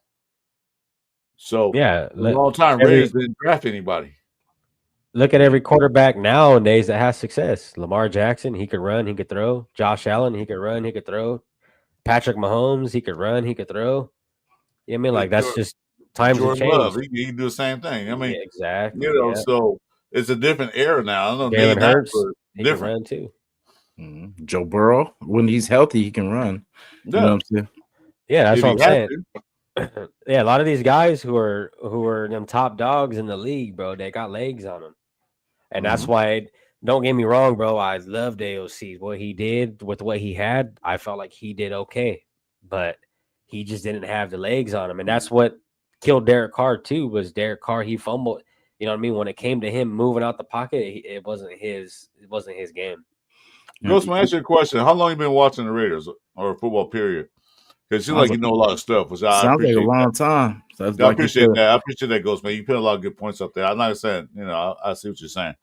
How long you been watching football? How many years? When you started watching football or a fan of a team? Because you make a lot of good points. Yeah, I like Ghost, man. Since 65.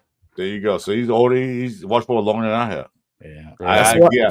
I got now the picture's clear, Ghost, man. I got you, dude. Yeah, you've seen a lot of the key winning. You know what I'm saying? Like you were young when, you know what I'm saying, like they were actually winning games. But like, and I know I get it, bro. Like every year I feel like, this could be the year, and it's just, it's either that or it's gonna be I'm gonna be like that. Like no. Jason, I'm gonna cut you off on that. What? We're not the Cowboys fan. We don't say that every year. Cowboys. Oh no, I say it every damn year. We go into the Super Bowl. You know what I mean? The thing is, he said name a Super Bowl winner with a mobile quarterback. I mean, Jalen Hurts was a mobile quarterback. Patrick Mahomes is a mobile quarterback. Yeah, Patrick, you know what I mean? Definitely. Yeah. No, I got you, Ghost, man. All right. Now, what's good, Matt? What's good, bro? Now the whole picture's clear now, Ghost, man. I got you now. Yeah, and I get it, bro. Like that's a lot of years of. And I can see your frustration. But you've seen some good years, though, and maybe that's what's frustrating about it, that you've seen the way it was supposed to go. The way we were the Raiders then, like, because we talked about it earlier. It was nasty. Like, it was never a pleasant trip for an opposite team to come to our stadium. It was never fun. The people, it was rare. That's what I'm saying. When you when we see the stadium now, like when I go to the Vegas stadium, it could be half, it could be, it's a rainbow, it's colorful. Yeah, but at Oakland Stadium, it's Raider, black, silver, black, Jet fan, Raider, Dolphin fan, Raider. We got a Brown fan. You know what I'm saying? It was our house. It was like that in LA. With the LA, man, you saw a little Fernando's team over here, Patrick over there, but silver and black all the way around the stadium.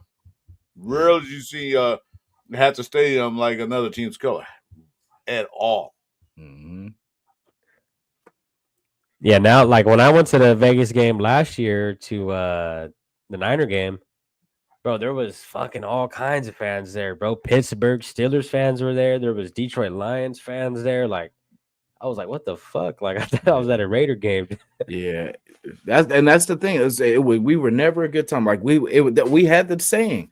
We may lose the game, but we're gonna win the fight. You know what I'm saying? Like it's not gonna be pleasant. Everybody try to get the hell up out of there before they get beat up because that was a big thing in Oakland, bro. Motherfuckers were getting beat up. Yeah, but it hasn't changed, dog. Because when I went last year, there was 3 fights. Oh yeah, I'm not kidding. We'll see what happens this year when I go. Because man, last year was funny. And that's a scary thing because when we were so concerned about, we lost the game, but that was important because it was like, you're not gonna come in our house and disrespect us. You're not, because that's the thing. We've been sorry, but we've never been this like just pathetic. You know what I'm saying? Like. Yeah, because we've been bad. Because someone was saying in the chat earlier, we Raiders been asked for 25 years. I mean, you must not been watching us long enough. Because before Rich Gannon, we were ass. So you know what I'm saying? There was that. We had a long period before that, like with the Jeff Hostetlers and all that. All those building up quarterbacks till we got to Gannon. Then we were good for that 3 or whatever years, and then back to but. We lost our edge is what the difference is with this. Because, like I said, we've lost some games in the past, too. This is nothing new for us. But, Jay Schrader, I remember him, yeah. I mean, I was a kid when Schrader was playing. Yeah. I remember Jay Schrader. Thought we had something there, but we didn't. Schrader the Raider, yeah. But, like I said, it comes from the top. It comes from the very top, the top of the food chain. He has to make the right decisions, get the right people on board. Yeah. And everybody was frustrated with why is Tom Brady buying a piece of the Raiders? Because Mark Davis is selling a piece of the Raiders. He bought it. What did Tom Brady come in and do? Change the whole program around. I say this, Mark Davis, if you're listening, you did a good job. You got football guys in there now.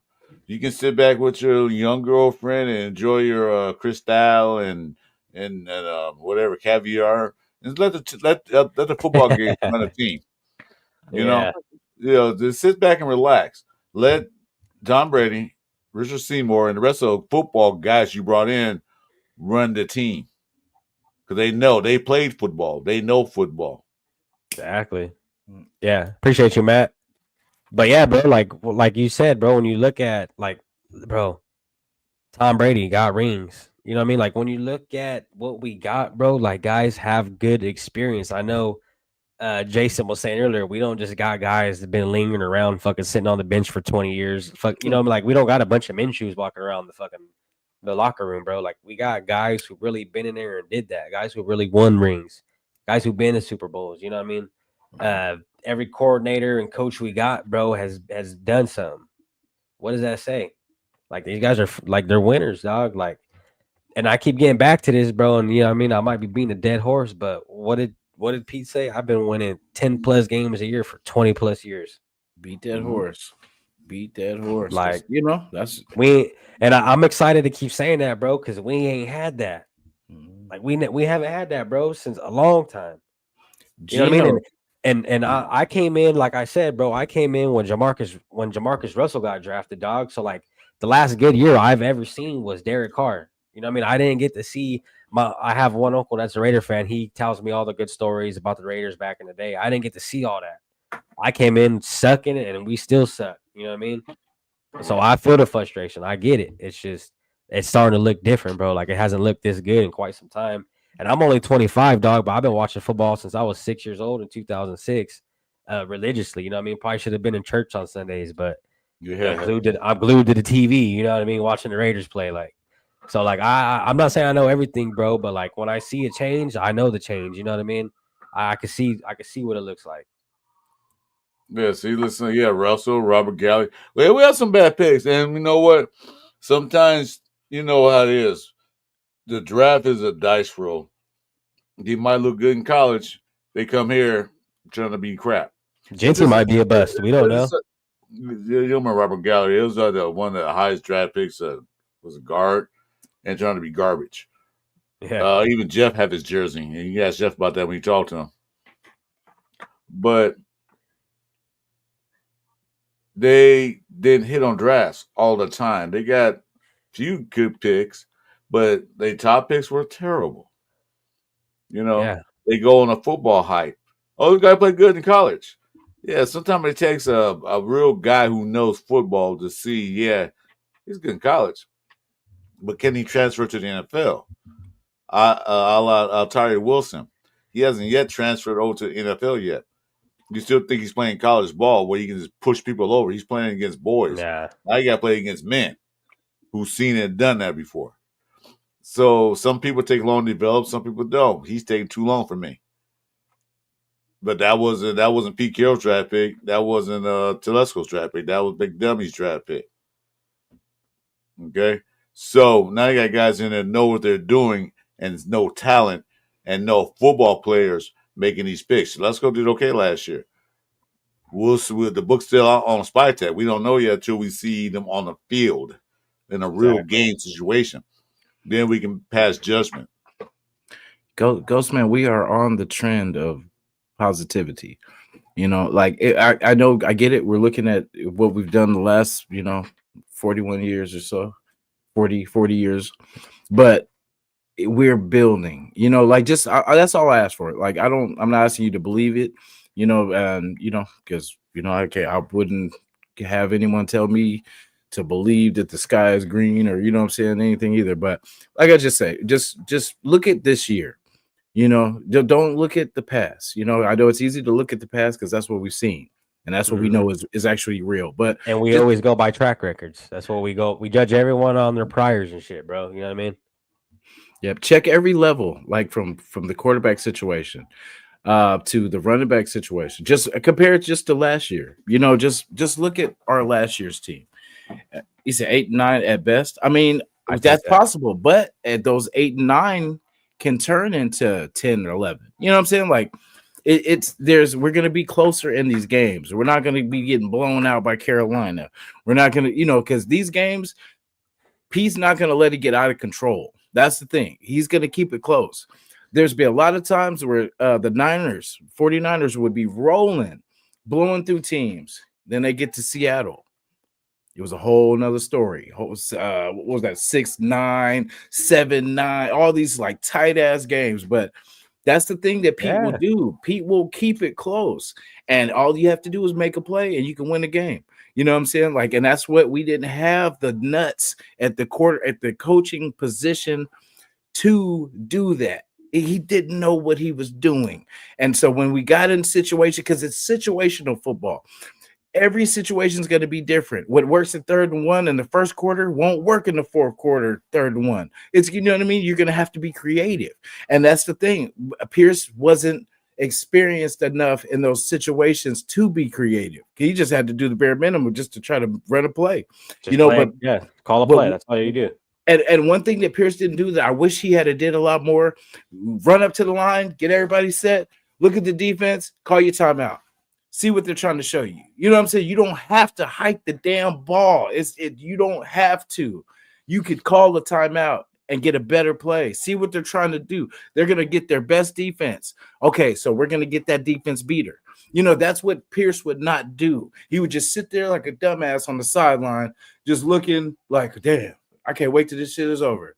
You know what I'm saying? Like, that's not the mentality. So look at the coaching position from that level. We've got better. Look at our offensive coordinator. We went from a joke with Getsy to one of the best. Top three right now. I'd say. Respectable. Defensive coordinator. We kept the same one, but we kept our defensive line guy. We kept, But this is the thing though. Like with the defensive coordinator, like you said, we kept like, bro, Patrick Graham, dog, for the offense he had. That defense was great. Definitely. Imagine if we had an offense imagine if we had an offense that could keep him off the field for a little while, bro, to get juiced up. You know what I mean? Exactly.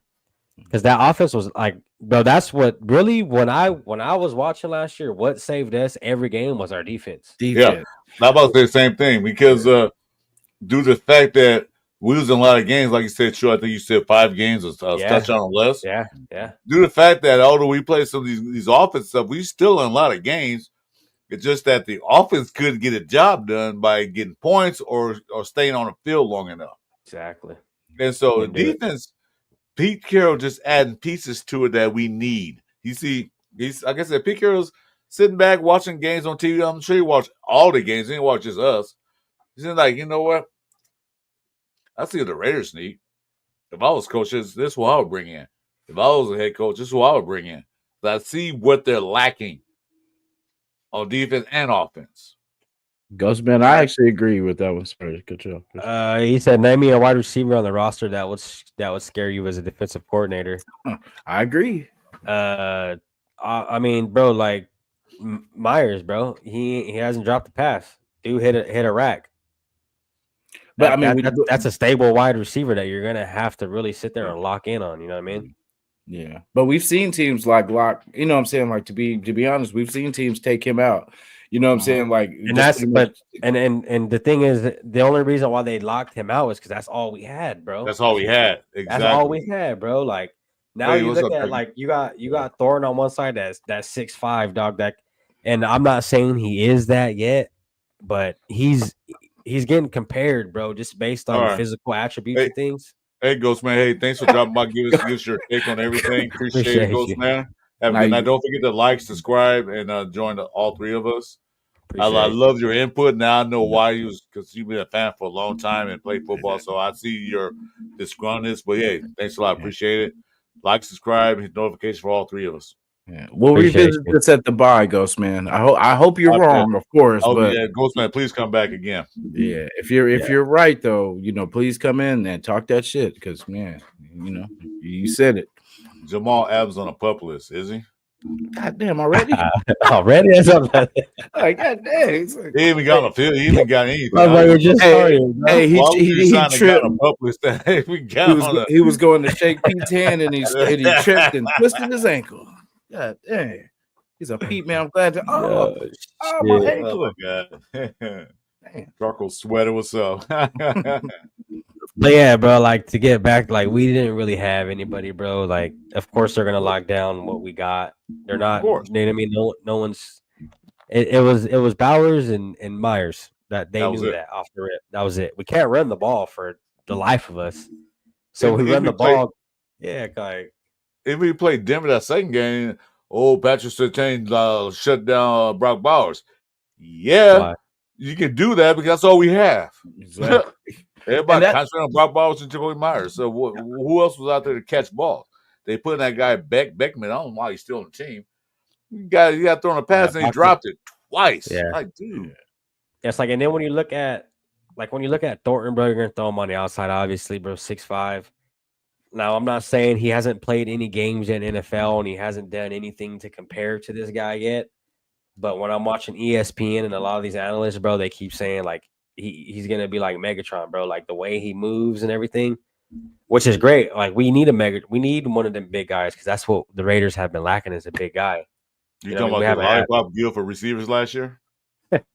Yeah, bro. Like we had the midget clan out there. You know what I mean? yeah, Like, Alex you Bachman was in at some point, in which I didn't even know where he came from. You ever seen Wizard of Oz? I know you have. Wizard of Oz?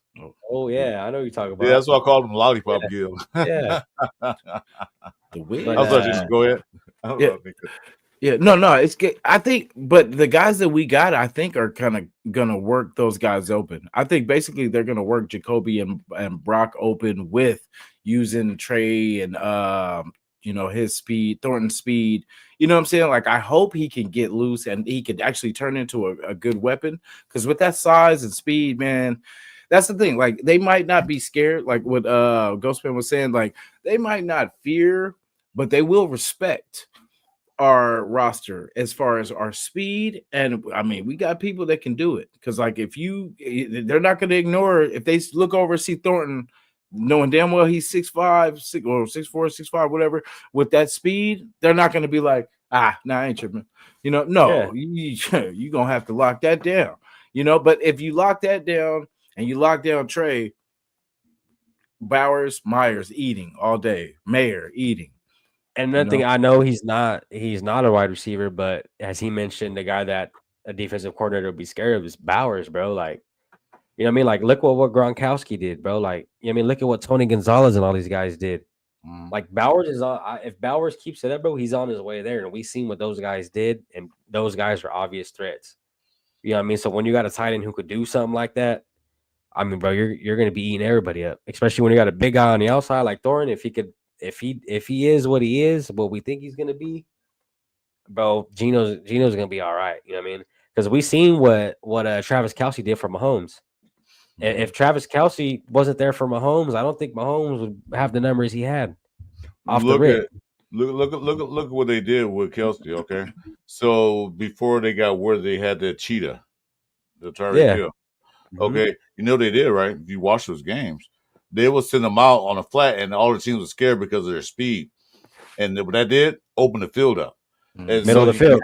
You can have Kelce operate in the middle, because all the free safeties and safeties were out there watching these speedsters out there. That's Andy Reid's offense. Open it up. Now we have that. I'm not gonna say we'll run an Andy Reid type offense, but the defensive coordinator worry about. Damn. Wait a minute. Hold on. Wait. Back up. Well, they got Trey on one side, they got Thornton on the other side. These both guys are fast. That means your safeties could not walk up in a box and stop the run or guard one of the tight ends. Mm-hmm. So that leaves free range for a Genty to bust one open or more set, bust one open. And then if they decide to, like, okay, they're gonna throw a ball, then you got Thornton down the field wide open or Tugger. Mhm. Or then you got Besh or Jacoby Myers breaking the middle or breaking the outside patterns. So they got a lot of weapons that threaten the defense. That's one thing we didn't have last year. We had nobody to threaten the defense. We had nobody to get downfield. Jacoby Myers is a clutch receiver. He's not a deep threat guy. He can get deep, but he's not a deep threat guy. They don't fear his speed. Yeah. Great routes, but they don't fear his speed. Brock Bauer is not a deep threat guy. He can't get down the field, but they're not scared by his speed. Tucker, they were scared of speed, but they also know that, well, shit, he's fast, but they ain't got a quarterback can throw the ball. Exactly. Now we have a quarterback can get the ball to him. Because if I look at some games with Tucker, some Tucker's highlights, I noticed that he's running like a bat out of hell, but the ball is in the air for like 20 minutes. You have to stop and wait. And then by the time we do all that, the DBs are out there like knocking the ball down, or balls underthrown, or balls thrown too low. We don't have that now. We have somebody get the ball to them deep. Yeah. And the main thing is like you said, bro, like this when it comes down to the receivers and the tight ends, with all that attention, like you said, bro, when we got a great running back, I feel like in GT. And with Genty being able to have that exposed, like, bro, dog, and this is the main thing, bros. We seen how much RPO Chip Kelly ran last year in Ohio State. Mm-hmm. And now we finally have the offense to run RPOs. We have the running back who could sell the RPO, and we have the quarterback who could throw the RPO, and we finally have the pieces to catch the RPOs. You know what I mean? Like it's starting to make sense. Mm-hmm. Yeah. Like I said, the line's the only part that's, the question. And it's only, guard. I'll say guard, but I'll just say the whole line, because one player can affect the rest of the line. So that's why I say the line. I know we got center, we got, the tackles, but the line as a whole, because for Genty to be successful, to make or break him this year, this line has to be at the best. Because him being a bum has to depend on this line. You know what I'm saying? So, I just hope that's why I kind of want us to lean on Mostert too, because I know he's a good back, but Mostert's used to the NFL. He's been there for years. His body is used to, because I don't want this dude to get whacked and then, we lose him and then there's just Mostert and Zamir White, leading our backfield. Yeah. And that's the thing is what the coaching staff, I don't see them going there and beating these players down like that. I don't see them going there and beating down Max Crosby how they did. Like, it's good to see Max Crosby out there how we did. Don't get me wrong, one of my favorite guys on defense, but there's no reason why he should be out there like that, because you're going to get what you got out of him. The injuries, you know what I mean, is what we don't need. Like, you don't want Max Crosby having to get surgeries in off season and coming back and playing that. Like, it's just not healthy at all, regardless of how he acts or how he plays. It's not good for someone to go in there and do that. You know what I mean? I don't expect this coaching staff to go in there and beat Genty down to the ground. I don't think they're going to do that. Especially Marcus, welcome to the show, bro. Appreciate it. Good, Marcus. Appreciate you. But now knowing that we do got two running backs, it like Mostert, we seen, bro, he can score some touchdowns. So I feel comfortable that, this coaching staff is smarter than that. You know what I mean? Let's see, another thing I was going to mention before I was going to say something. But see, I was talking about the guys outside running, Tucker, Thornton, Bowers, Jacoby Myers. The defense got to respect the Raiders on the running game, because any given snap, Genty could break one.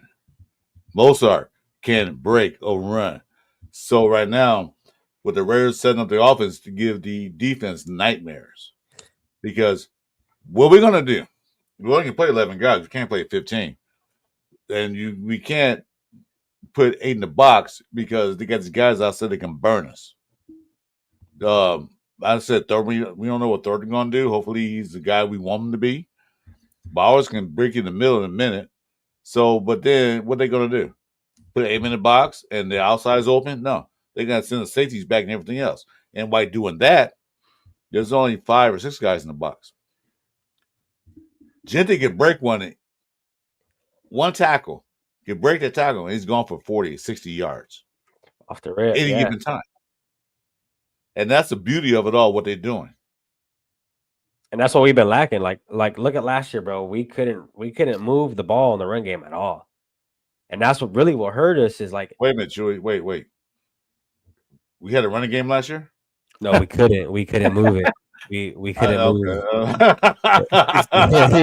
on. Wait, what? I thought it was just passing only. When we were playing, I thought we just passed only. I didn't know we had a run. I thought we had a running game back then. Yeah, like we tried, bro, but it didn't work out, dog. It didn't work out good. And that's what hurt us, though, man. Is we couldn't. Because this is what they say. I've been hearing this since I've been watching football. And it's true. The run game will open up the pass game for you. And we didn't have that, bro. And especially, with the players we got now, it's just the offense. Like now I'm starting to think the offense last year we thought the defense, by far defense outshined the offense. But now it's like, man, the offense might outdo the defense on this one, which is kind of exciting. You know what I mean? Because we seen what the defense did last year. Especially the top-notch teams, bro. Chiefs, Ravens. Like defense showed up. This is one of the last points because you said it when we were talking about, well, pretty much when you were talking about Max Crosby, and I just pictured in my mind. So like with Kuntz, and because the thing about Patrick Mahomes, right? I just noticed that he likes to do because he knows we have an aggressive pass rush, so he waits till those guys get out and then he slips out. Now we talk about Tyree Wilson. That's where we need Tyree Wilson to key in on. When Patrick slips out, you be that one to now you get him when he slips. You know what I'm saying? Because that's what Philly did. You know what I mean? Philly, he would slip out of that little and then try to get to they were all over. Yeah. Now that's if Tyree wants to cement himself on this team, you be that guy, Tyree. You know, that's what I just see. Because when Kuntz and what's the name are coming hot off those edges. And then what's his name will wait till they kind of wrap around, then he'll shoot out. You know what I'm saying? But that's where Tyree just be waiting with those open arms for his ass. Shot to bed, man. Arms wide open. Man, I mean, what the wingspan he got, bro, how big he is. I mean, he could definitely, at least put a hand up, get some pass deflections or something. Mm-hmm. Because if you could at least do that, if you could stop the ball from getting thrown, like, hey, that's an one. You know what I mean? Like, that's why I'm pretty excited to see Tonka Hemingway play because, he had a lot of pass deflections in South Carolina. Mm-hmm. And, like, if you can't get a sack, at least get the hands up. You got to do something, bro. You can't just sit there and get caught up on an offensive lineman. You know what I mean? Got to get it. You got to do something, bro. You got to do something. Yes, sir. So you said you had to leave in a minute? I got a little minute. Okay. We got a ASAP over here talking about fucking comedy club or some shit. I don't know what you're talking about. What's going on? Well, yeah. Anyway. But yeah, it's all like I said, guys. It's this is like the turnaround year. I feel like just based on how everything's coming back. It feels like the Raiders are coming back together. You know what I mean? It's starting to become a nation again. You know what I mean? And just looking at like. I know Mark Davis isn't really the football guy, but I'm so grateful that he really went in there and allowed these football guys to kind of take their way. You know what I mean? Like we know Chip Kelly's running that offense. We know, you know what I mean? We know, what Pete Carroll's doing. We know he's running the whole thing. We know Patrick Graham. You know what I mean? Like it feels good to finally have some guys who got some common sense because Mark Davis don't got common sense when it comes to football. He could talk the money talk and he could move us, but when it comes to the players, he don't got that game in him. Yeah, I feel like I don't. He don't know football. He don't know football like his dad did. Of course, now he said that multiple times. Like I say, he's a businessman, so he made a good business decision by getting the football guys in there, and we'll see how it plays out. So. We'll see training camp. Well, we won't see anything yet because especially there's meetings and getting people in the right positions and tell them what they're going to do. Yeah. So when they put the pads on, which I think it's Saturday. I might be wrong. The league rules say they can't put pads on until a certain amount of days. Then when they start hitting each other, when they start fooling out, like, okay, all right, you know how to play football. You're in. Yeah. So that's what we got to see. Yeah, see how Thornton is catching with pads on. Seeing how Genty's running with them pads on. No. Not seeing Thornton catch with pads on. See how Thornton can catch a pass and getting jammed at the line of scrimmage. That's what he wants to say. See, can he get out of being jammed and pushed around? See, can who else? Who's I mentioned? Genty. Let's see how he runs against men tackling him or hitting him. Yes, Let's see that. That's all I see. Seeing if he can bounce off those tackles. Because, we talked about his college, him bouncing off, college guys, young, 19, 20, all this kind of stuff. But then these are grown-ass men, And you look at it, Genty's breaking 4 or 5 tackles in college, bro. Like, I don't see him. Like, I see him breaking maybe 1 or 2, but I don't know about 4 or 5 a run. That's kind of hard to do in this is the major leagues, bro. You know what I mean? Like, these guys been there, done that. Imagine how many rookies they seen come in thinking they're the shit. Like, they know what to do. You know what I mean? They know where to hit them at. They know where. Reggie Bush, one prime example, got rocked. I was watching, bro, got rocked, and that had never been the same since. That's probably Chris's boy too. You know what I mean? But it was.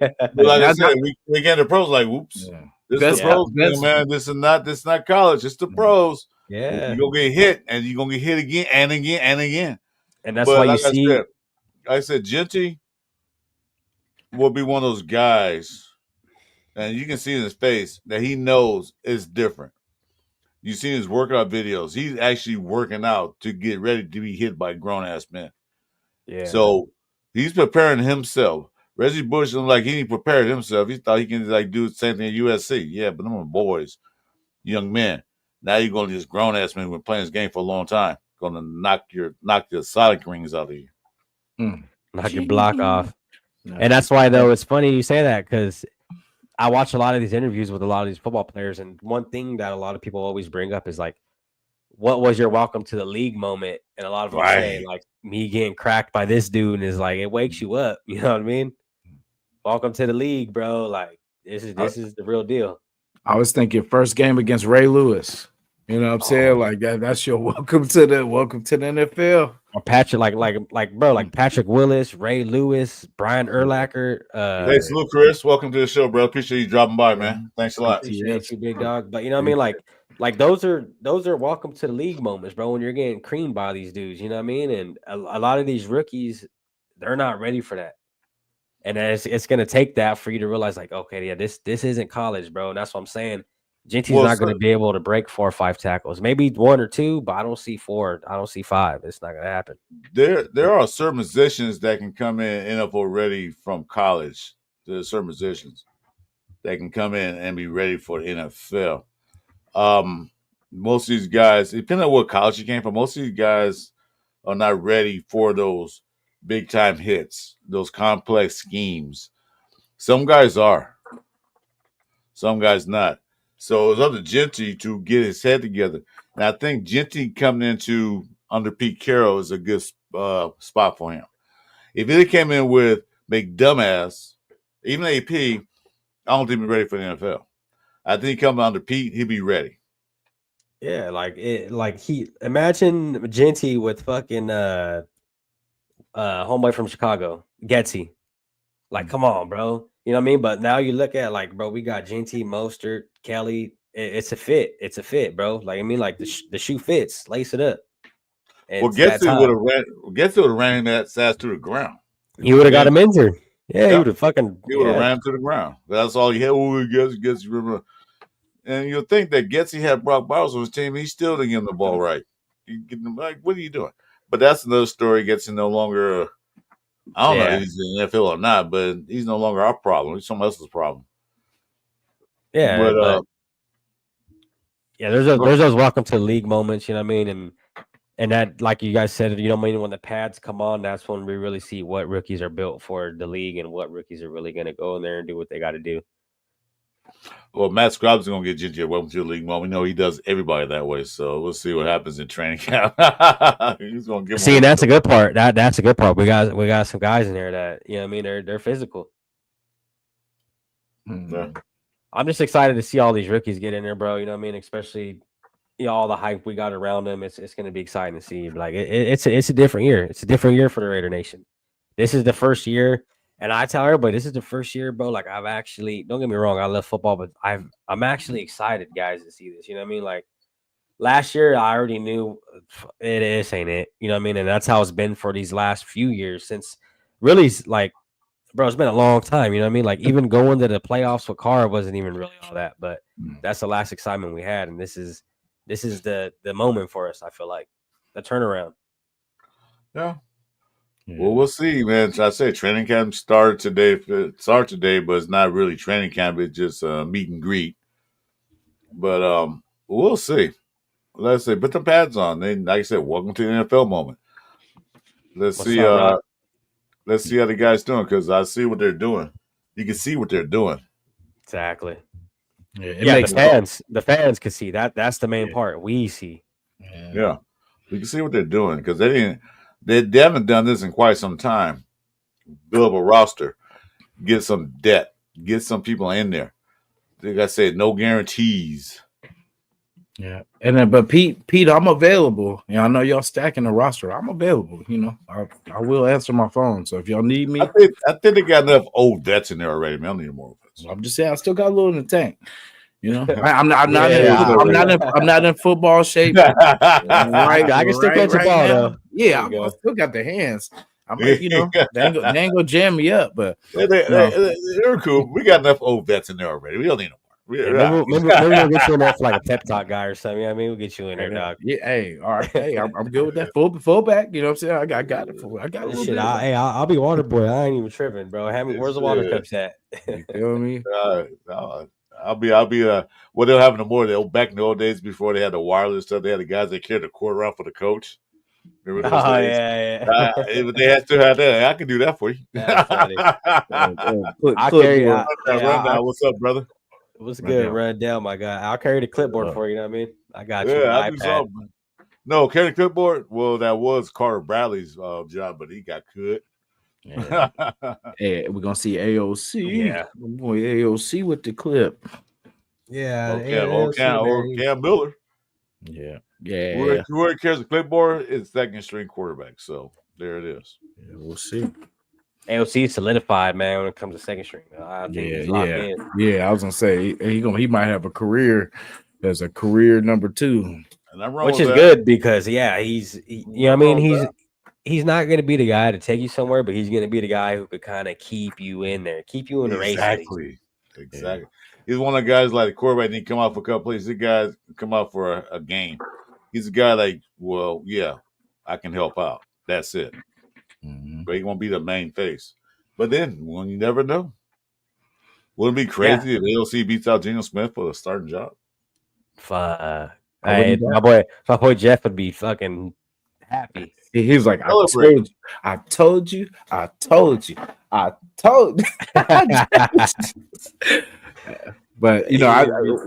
I think we locked in with Geno. Like I said, I'm buying anything crazy, injury or something crazy or emails or how we do.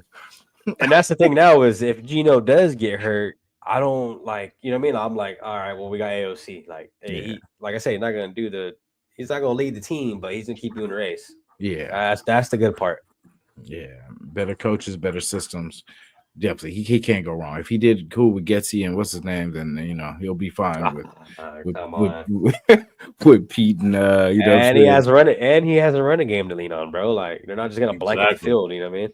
Yeah. We never had that. He had it last year. No, when he had one, he did pretty good. He did pretty decent. Yeah, no, he did his thing, bro. That's what I'm saying. I give respect to AOC because he went in there and really showed a lot with what he had. You know what I mean? He showed a lot with. You know what I mean? He kind of built the halfway cake out of crumbs. You know what I mean? And I respect it when you do something like that. He said the halfway cake out of crumbs. I like that. I like that. That's pretty good. Yeah. Hey, AOC, I like that he came in. He didn't complain. He got injured for the season and then came back, which was crazy. When they airlifted him up out of there, and then all of a sudden he came back. That shouldn't have been a penalty. That was crazy. Yep. But I like the kid's spunk because there was a lot of expectations. Everybody wanted him to be, the replacement for DC, just the savior. You know what I mean? Just someone to just give us a different taste in our mouth. And the kid did okay. I can't say like nothing really too bad. He for the situation he was in, he did pretty damn good. Could have did it better, of course, but with everything that he kind of went through and had to learn on the fly, props to the kid. I'm glad he's still there, and I know he's going to work his butt off. That's the thing. AOC is going to be there. He's going to work his butt off. Watch tomorrow he gets cut. I'm all, he's going to be in there. He's going to be a solid piece, and then. But you got to remember where AOC came from. He went to Purdue. And when he got there, he wasn't actually a scholarship kid. He went there as a walk-on, and he was 9th on a depth chart as a quarterback. Then all of a sudden, the year he started and took him to a bowl game. Yeah. So he know how to work his way up to get there. So he's not like a lazy quarterback. He is a hard worker. I'm saying he's the best quarterback out that draft, but he's a hard worker.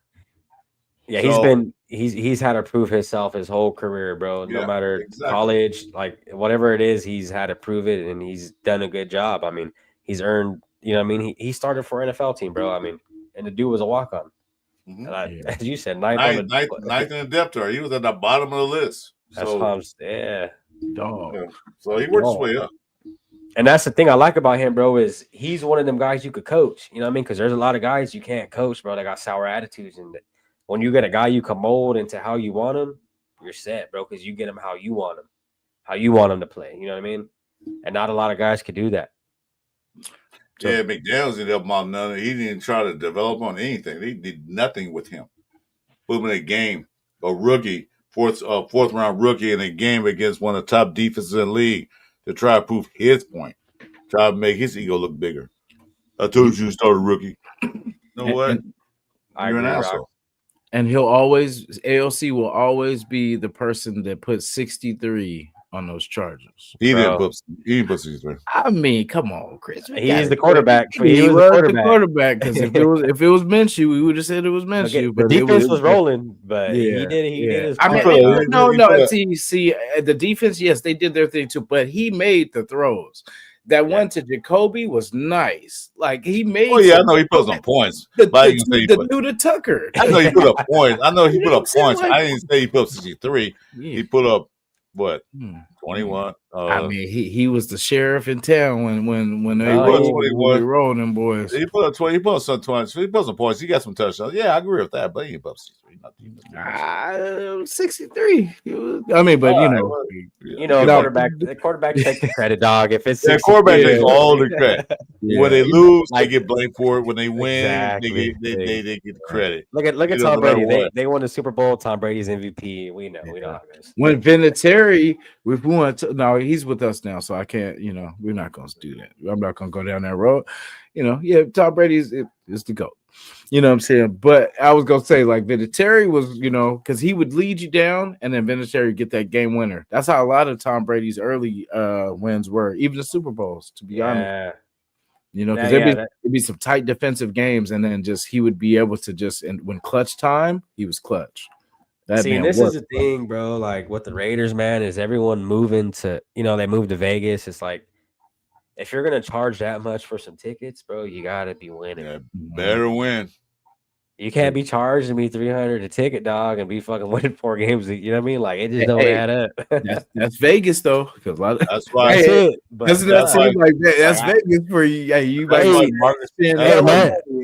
that's why Mark Davis had to make up a business decision. I said, wait a minute, why I go to my stadium and I help build it? It's all mustard and ketchup colors. What's going on? Because your team sucks. The one wasn't paying that money for these tickets. So yeah, you change it. And he did. And imagine when they win, bro, how much the tickets are gonna go up. You know what I mean? It's like a $500 a ticket. Like, come on. Oh, they better see. That's the crew. And that's the part is like, I'm not. You know what I mean? Like, I grew up poor. You know what I mean? Don't get me wrong. Like, I didn't grow up with money. Still don't got money. You know what I mean? I'm fucking average Joe in this world. But like, them moving to Vegas, bro, they outdid the Oakland nation, dog, with the pricing. Like, a lot of people can't afford, especially if you got 2 kids and a wife, bro. $300 a ticket. That's added up, dog. Like, it's a lot of money. And you know how your wife will look at you if you lose too, like because it's like if you win, it's all good. But if you spend that money and y'all get dogged out like 38 to 15, Yeah, like come crazy. on. And She you're gonna be leaving like, home. You're driving home mad as shit. Like, yeah, like that's where our money's going. You know, that was our rent. That was half the rent. That was, you know what I'm saying, the for food real. money. And That was my purse money you spent for this game. exactly. I was about my new coach purse. At least the person will still see, you know what I'm saying? But yeah, it's rough, my hair man. out of my nails and shit. Like, come on. Exactly. Yeah. I had to get my hair and nails done this weekend. Yeah. You spent $1,200 on 4 tickets and we lost. My hair and nails ain't important to you for a football game. They gonna lose? No, I'm important. So no. Yeah, like you know what I mean. You go to a Raider game, you can't even buy yourself a beer, man. That's how much it costs. You're like, what the hell? I can't even. You could barely make it back home on the gas, bro. Like, what the? Yeah, that's how much they break you now. It's insane. Yeah, well, you know, you had to pay for that stadium, so they got to charge people the other way around. Plus, you know, Vegas is the capital of the world. So you're gonna get those other guys from other teams, fans from other teams, come say, "Oh, it's a vacation spot. We can have fun in Vegas. We can watch our team beat the Raiders and have a good time." That's what it is. See, this is the thing, Chris. Like when I went to that last preseason game with the Niners last year, bro, I'm telling you, I seen Steelers fans there. I seen Lions fans there. I was like, man, like, you know what I mean? It's really the market. Because, bro, everyone goes to Vegas, you know what I mean? From fucking New York to worldwide. Like wherever you're at, bro. It's a great market for us. Don't get me wrong. It's just they outdid a lot of the true Oakland fans, where we kind of, you know, LA, Oakland. A lot of them people just, you know what I mean? They moved out of the city to really like Nevada, you know what I mean? A whole new state, and plus the prices have skyrocketed, and it really drove a lot of fans out, I think. But hopefully we get a winning season, man. I don't think that's the reason that drew the fans out. That's not the reason. Remember this: when I'm gonna tell you this, when the Raiders came to LA, they already had a big fan base already, but it got bigger in LA because then when the Raiders came, they were winning games, and they just came off a Super Bowl when it was in Oakland, so they were a winning team. And we had another team here called the Los Angeles Lambs. Mm-hmm. They were a losing team. You know, Then they moved to where were they? Moved to St. Louis. So, you know, they came here. It came to LA as a winning team, a good team, a physical team. So, of course, they're gonna pick a fan base here because we want to see teams win in LA because LA is a Dodger and Laker town. Yeah. Those teams always won. So when they came to LA, they're a winning team. So we supported them. And, you know, then NWA and all got involved with them. Yeah. Okay, they go back to Oakland. They wasn't as much as a winning team, but they had the biggest fan. They had the fan base there because they're in Oakland. Now they go to Vegas. There's no fan base in Vegas right now because they're not a winning team. The residents there, all the people there. Vegas has a big population. Don't forgive me. Don't get it wrong. Yeah. But they don't have a winning culture when they went to Vegas. Now, step forward. The Las Vegas Knights, first year there, I think the first year, second year. On first or second year, they won a championship in the Shell Cup, the Stanley Cup. Now they got a fan base there that's going to see them every game. Mm-hmm. Even the Aces won a couple of chips there. People are going to see, although WNBA is not the NBA, but they're going to see a winning team. The Raiders got to win games. They got to prove themselves a winning team for the residents of Vegas and the surrounding areas. Go pay that money to see a game. To see a game, you know, that we're winning. Because the home game last year with the Carolina Panthers, it was a lot of Vegas guys there, Vegas fans there. Thought we gonna win. We beat Baltimore, so yeah, I'm gonna go watch the Raiders. And what happened? What happened? We got a shit tucked back in. And people say I ain't gonna go to these games no more. The season tickets will stay. I ain't waste my time. I'm gonna throw my tickets. They don't nothing against the other team. So until they get a winning culture, till they win some games, the Vegas residents and all that surrounding areas are not going to go to these games. Vegas got so much to do there. They can do something else better than that. Exactly. So Yeah. Chris, just as a Oakland, representative too. I don't go. Well, see, the thing with Oakland fans will go to the game if we lose, 10 straight, 12, 16 straight, 17 straight. Like, we're going to be there regardless. That's the thing about the fans that is different, like that you don't have in Vegas. Because, like, we've had the Warriors. Warriors used to be trash, and thank God they turned it around, and, we got some championships. But, like, before that, like the Warrior fans, same way. We're going to rock it until they kick us out. You know what I'm saying? So that, at least with the Warriors, they stay close enough that, there's a lot of Oakland heads who go to the games and stuff like that, because it's right across the water. But, like, see, even in LA, it's closer for us because that's just a trip, that's a trip to the south. And then, but see, Vegas, oh my God, you got to get the flight. You got to get the, you know what I'm saying? Because at least here, California, you can drive, you can, you know what I'm saying? Like, that's not enough to travel. No, I promise you, bro. I talked to the people out here. Like, they don't, it's not the same. You took something that was planted in California, and I get it. We got the stadium and all that, but you took away from the people that have been ride or die for you for years. And that it means something. You know what I'm saying? It does. And until just let me finish. Until they start getting that culture back of winning and appreciating what we did for the teams that weren't winning. Like, we've been there through the ugliest of times. You know what I'm saying? LA too. LA has been there through the, and it's different. You took away, we are the heart and soul in California. I'm glad we're on this show, because we are the heart and soul of the Raiders in California.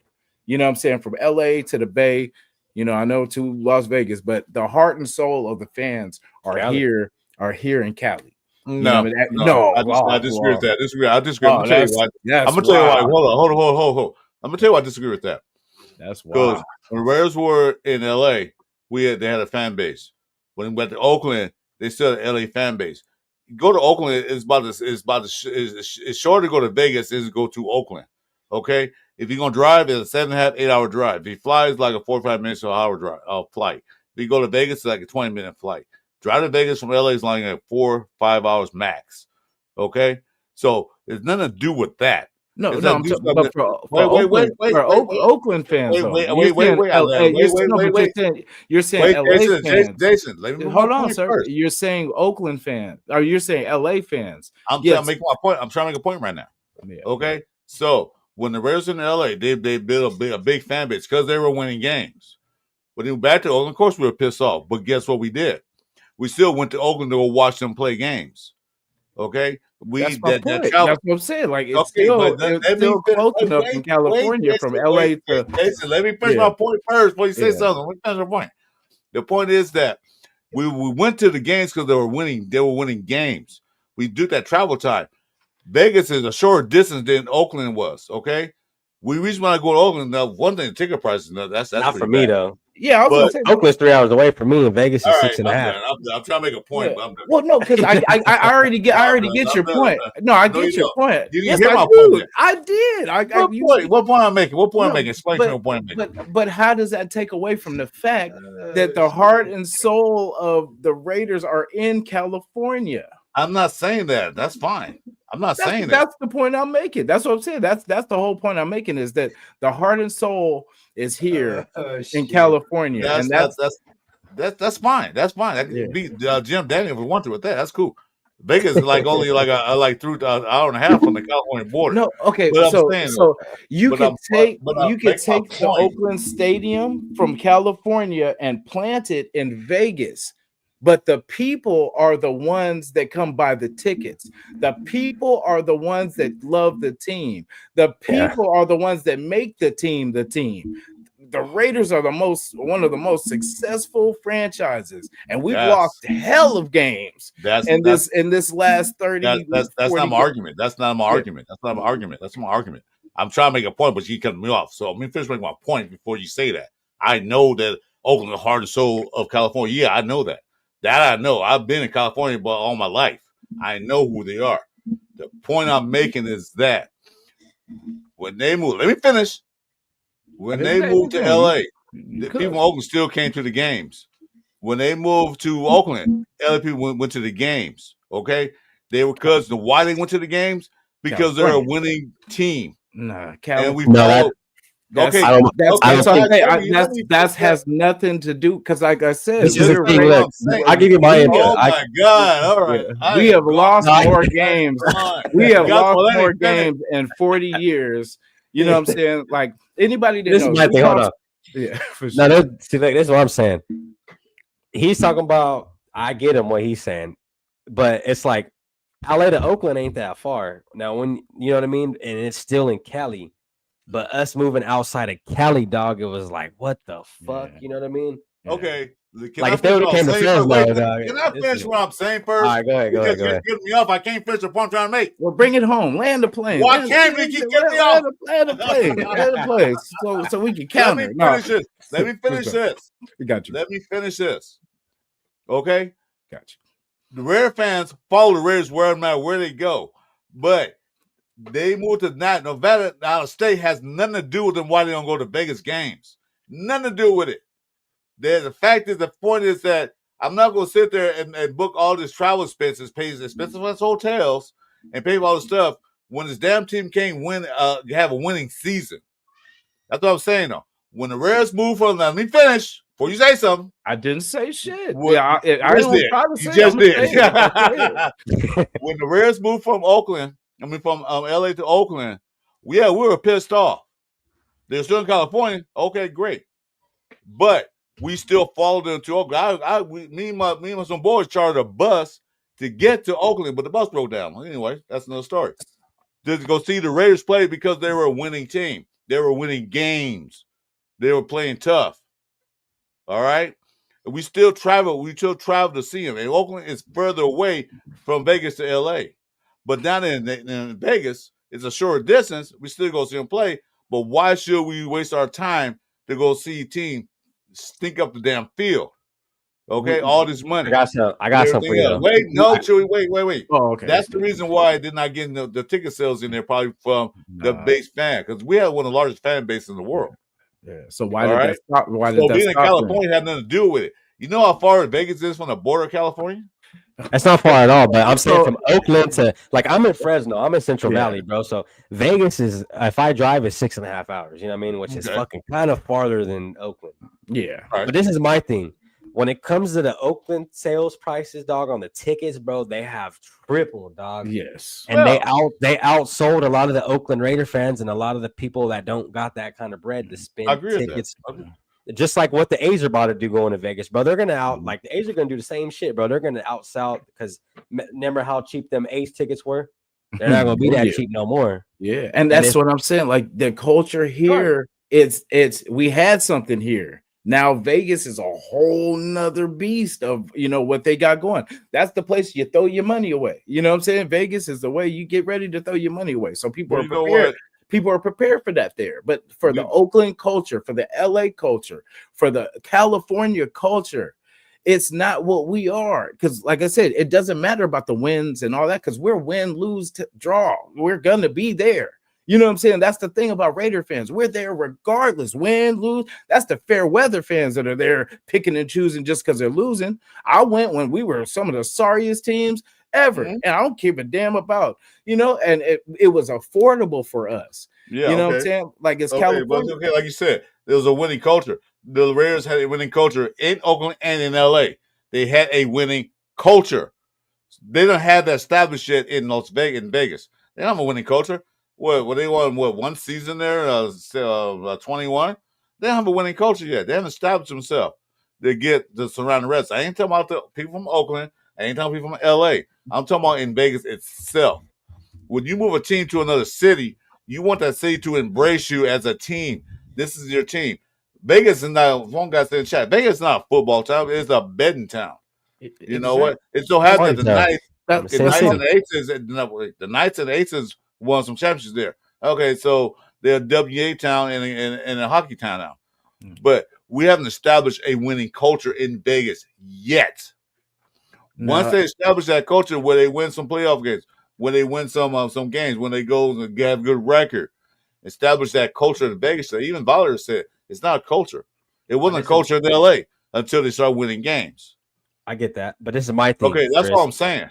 You're talking about winning culture. You're not gonna have your local residents who work in Vegas day and night, and now, I'm gonna go to the Raider game. Why? They suck. Yeah, you're right. Why go? I can do something else better.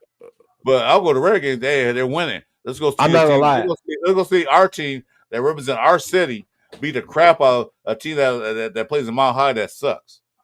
That's all I'm saying. That's what I'm trying to make. No, I feel just it's like, yeah. For me, I don't know about Oakland being like, dude. Ever since I've been an Oakland Raider fan, dog, we fucking sucked. Yeah, that's what I'm saying. The culture's never. I was like, when is the winning culture? Because we never. Like 02, 01. Well, I mean, for the last 40 years, that's all I can say. They didn't suck all the time. They didn't suck all the time in Oakland. No, not all the time. No, not all. We had three good years since 2006, or since I've started watching it. Yeah, I was gonna say since Gannon's Jamarcus time. Russell. Yeah, since Gannon's time. If you want to count that, then. But if you don't count that, think about all the losing. That's what I said. We've never had, but we've been at these games, sold out at these games, in losing. Losing. I guess I'm old school. I guess I'm too old for you guys because I remember. I was 4 months, Chris. So. I was 4 months when we won the last Super Bowl. You know what I'm saying? That's what I'm saying. I was 4 months old. Exactly. So you didn't see all. You see all exactly. That's what I'm saying. But I've been at these games like we were a playoff team every year. You know what I'm saying? Like that's the thing. That's the culture. We will rock. But then if you make it, you shouldn't make it harder. Yes, you made it better for the team. That's the purpose. But for the fans, you kind of just said, hey, we could get some more fans. Well, we'll adopt some more people because you forgot about the people in California. You know what I'm saying? Like you forgot about. Oh man! No, they tried. No.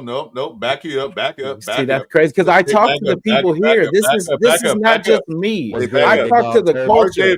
I talked to the culture here in California, in the Bay Area. Mark Davis. Ask Oakland. Could you give me a new Coliseum because they got tired of playing on baseball? Okay, that's a whole episode. Well, they didn't ban Oakland because they wanted to. They banned because they had no choice. Bro, I was in the Bay. You know what I'm saying? I know what happened. They didn't fight for our team to stay here, and that's a whole. No, they didn't. They didn't. You know what I'm saying? So our punk ass mayor did a fake.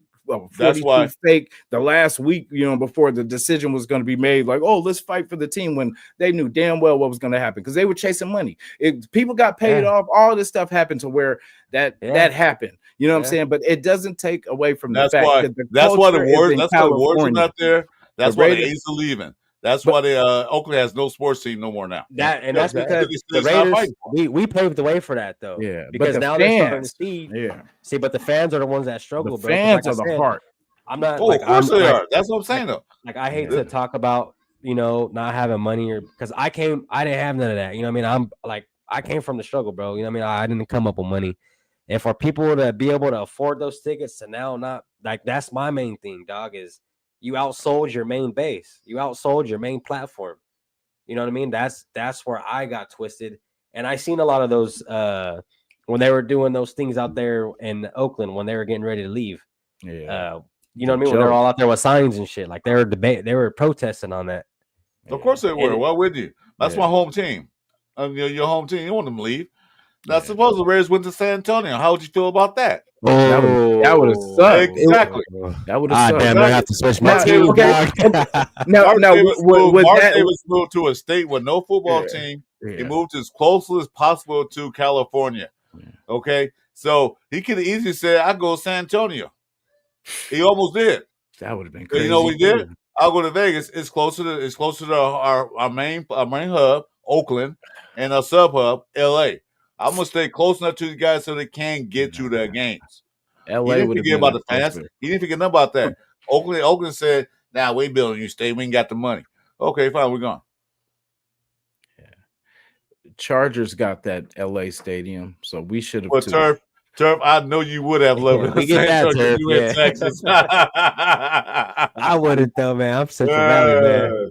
Yeah, that would have pissed me off so much because, like I said, I pride myself on having California teams, not Vegas teams, but I'm a Raider fan, so I will rock with my Raiders. I'm not chasing the A's out there though, you know what I'm saying? But I will rock with the Raiders. I just that's just something personal with me though. I rock myself. I'm a Cal Berkeley fan, you know what I'm saying? Like all my teams. See, there it is. You're a Cal Berkeley fan. That's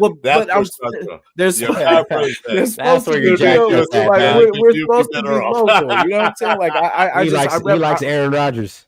Yeah, right. AR. No, but I get you, Jason. Yeah. You know, you like the home team, but sometimes it doesn't work out that way all the time. You know, it's professional stuff. So teams go different places.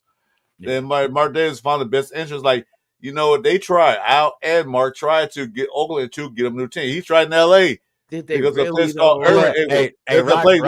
a place in Irvindale that dug the hole for the new Raider Stadium in L.A. And the hole's still there right up to this day. Damn. For the stadium.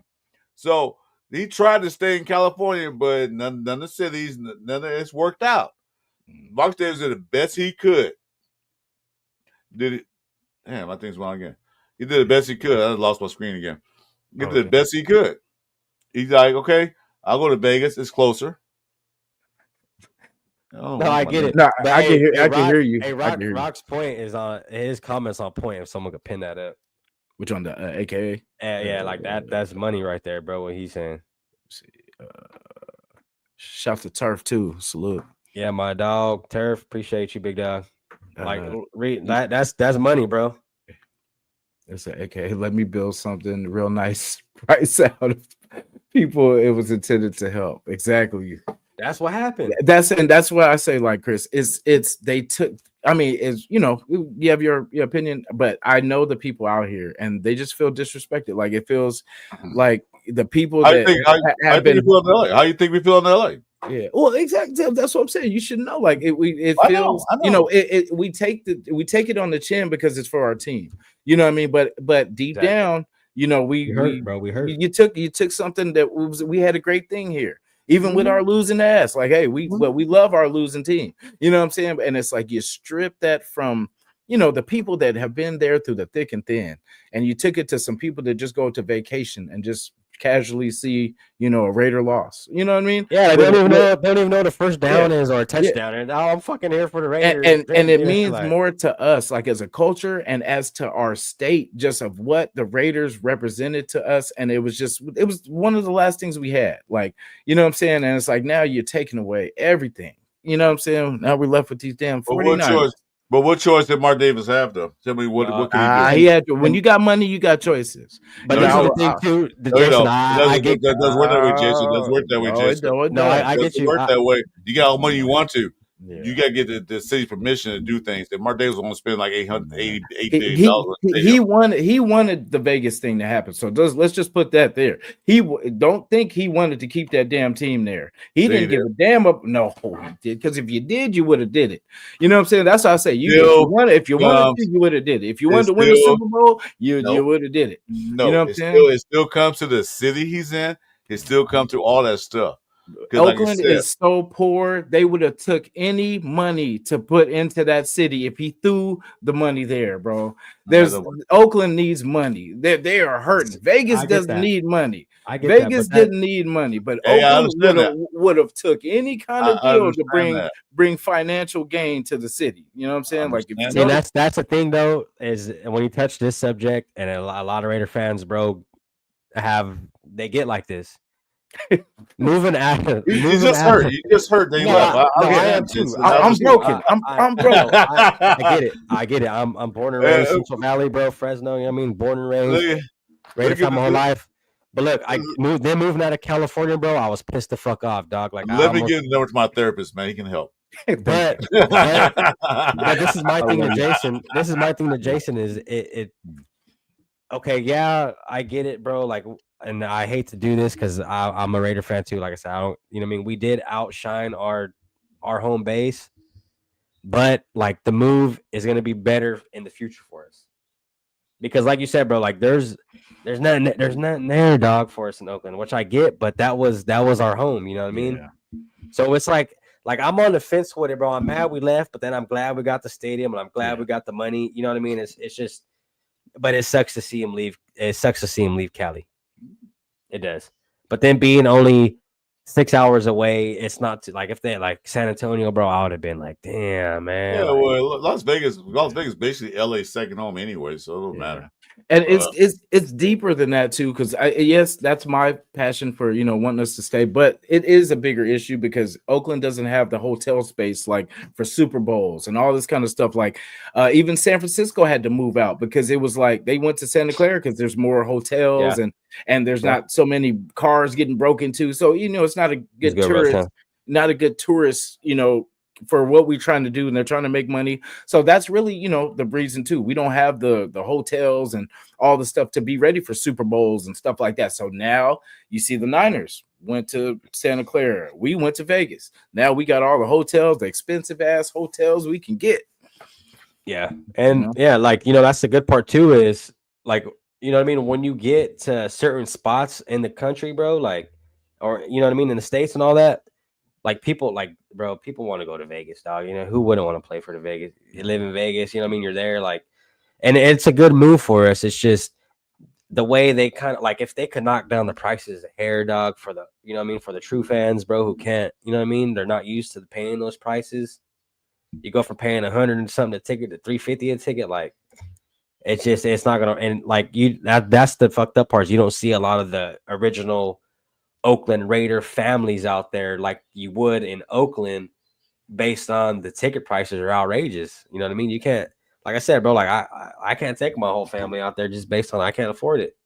Yeah. You know what I mean? It's just me and my lady and that's it. Cause like I can't spend $1,200 on 4 tickets. You know what I mean? Like it's just, I can't afford it.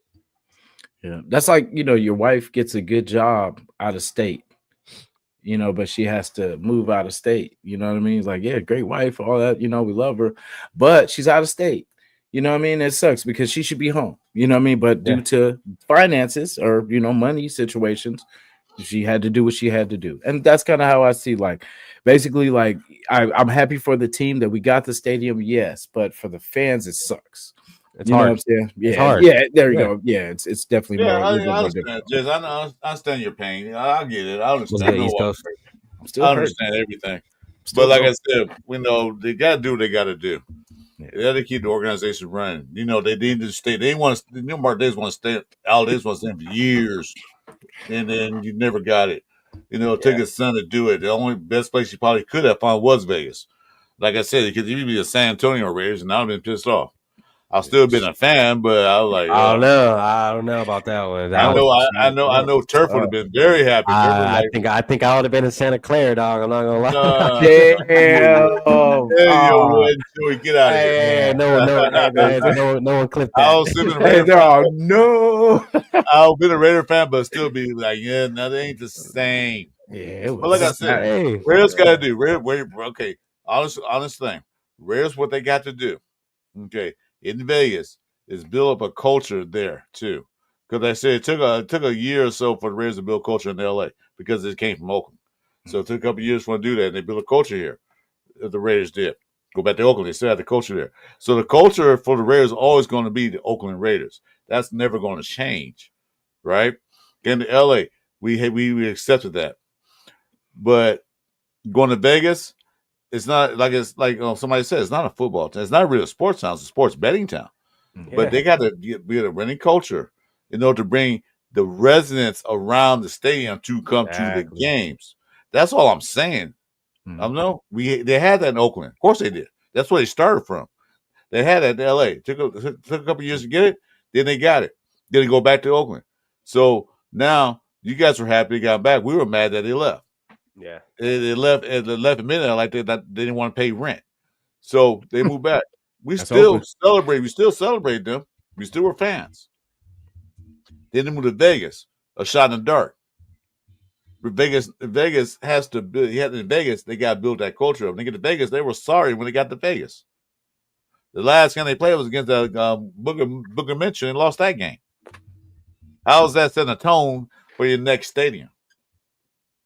Yeah. So once they develop that winning culture, win some games, go Super Bowl. No, I have to go Super Bowl, get some games and win a lot of games and possibly get to Super Bowl or even go to Super Bowl.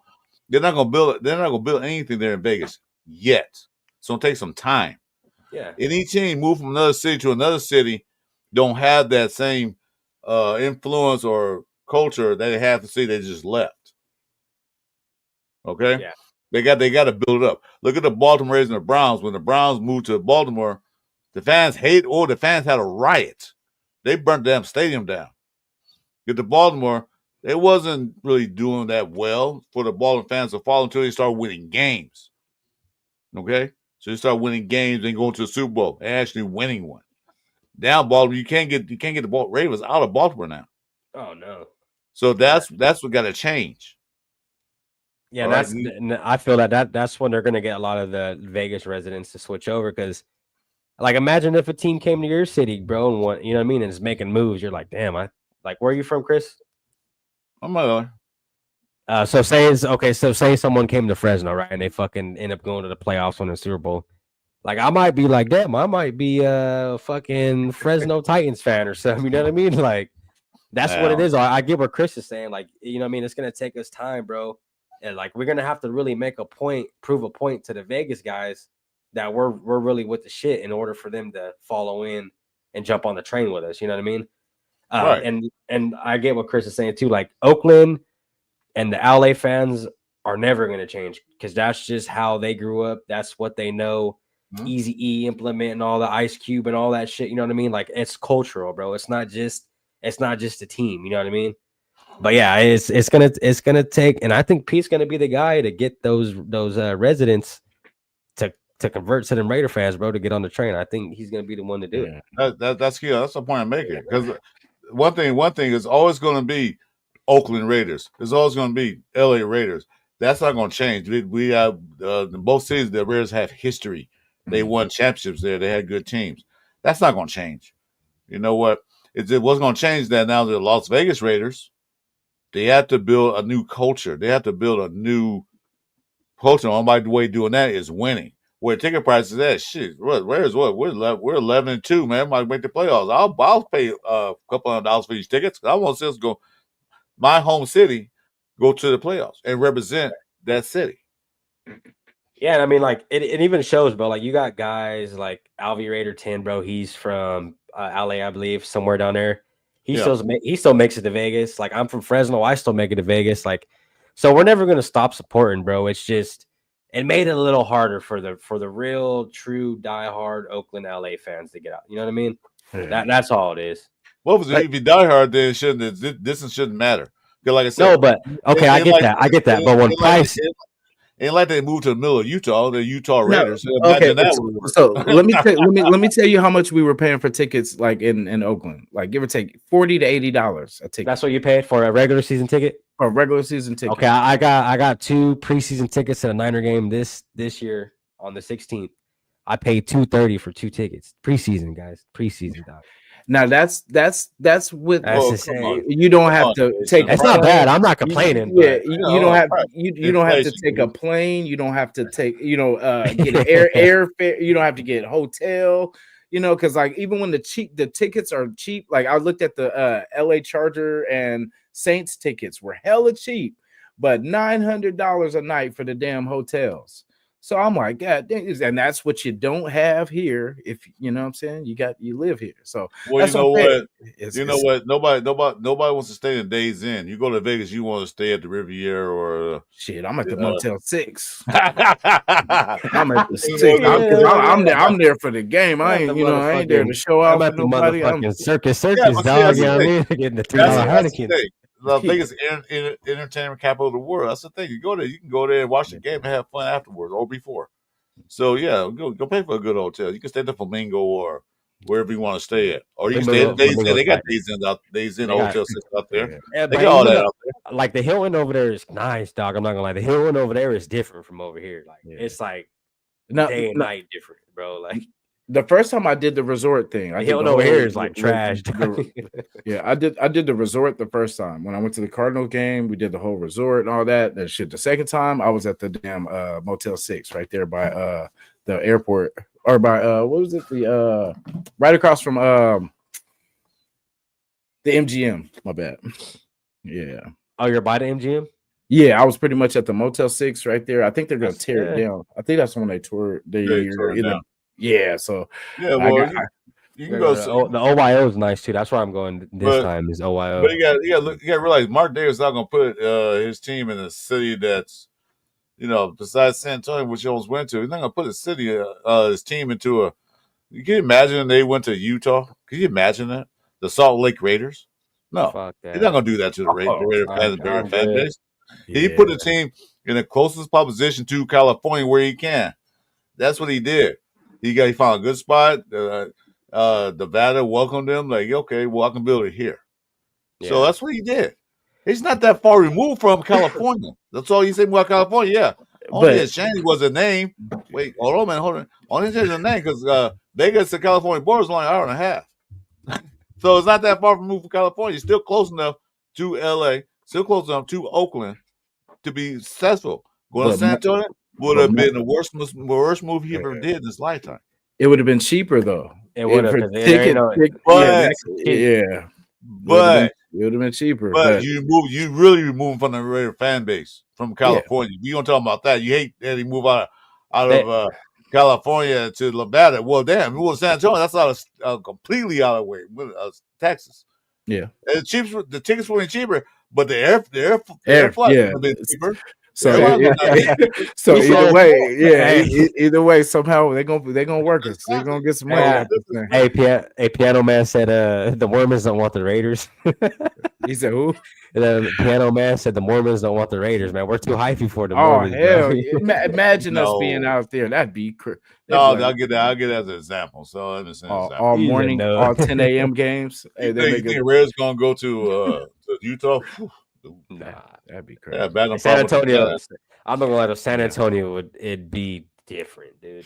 Completely the thing about Mark Davis and like moving the team, the thing is like we know, especially out here because we were in the thick of all the the fake talk of Mark Davis is trying to keep you're not trying because you don't try, you have money, there's no I try. Yes, you know people that could have went Mark Davis could have bought that whole city out if you wanted. I was gonna say wait.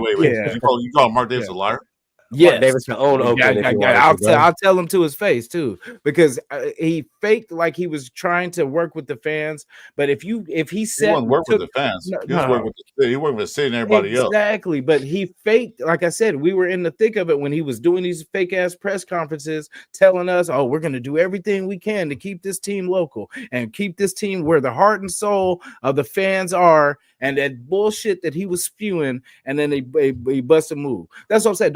Don't tell us that you're gonna fight and keep this team here, and you're not. Your intention was to get that goddamn stadium, and that's what it was. But I'm just saying. But don't bullshit. No, let me ask this question. Let me ask this question. Something, and you're not. Let me ask this question. You're lying to a liar. Let me ask this question. Why did Al Davis move from Oakland in the first place? There's no money there. No. Why did Al Davis move from Oakland to LA? Why? He didn't want to share the field with the A's. No, the stadium. He wanted a new stadium there too. Mm-hmm. They turned him down. So he moved to LA. Got to LA. They turned him down. He tried building a stadium outside of LA. Didn't happen. Moved back to Oakland.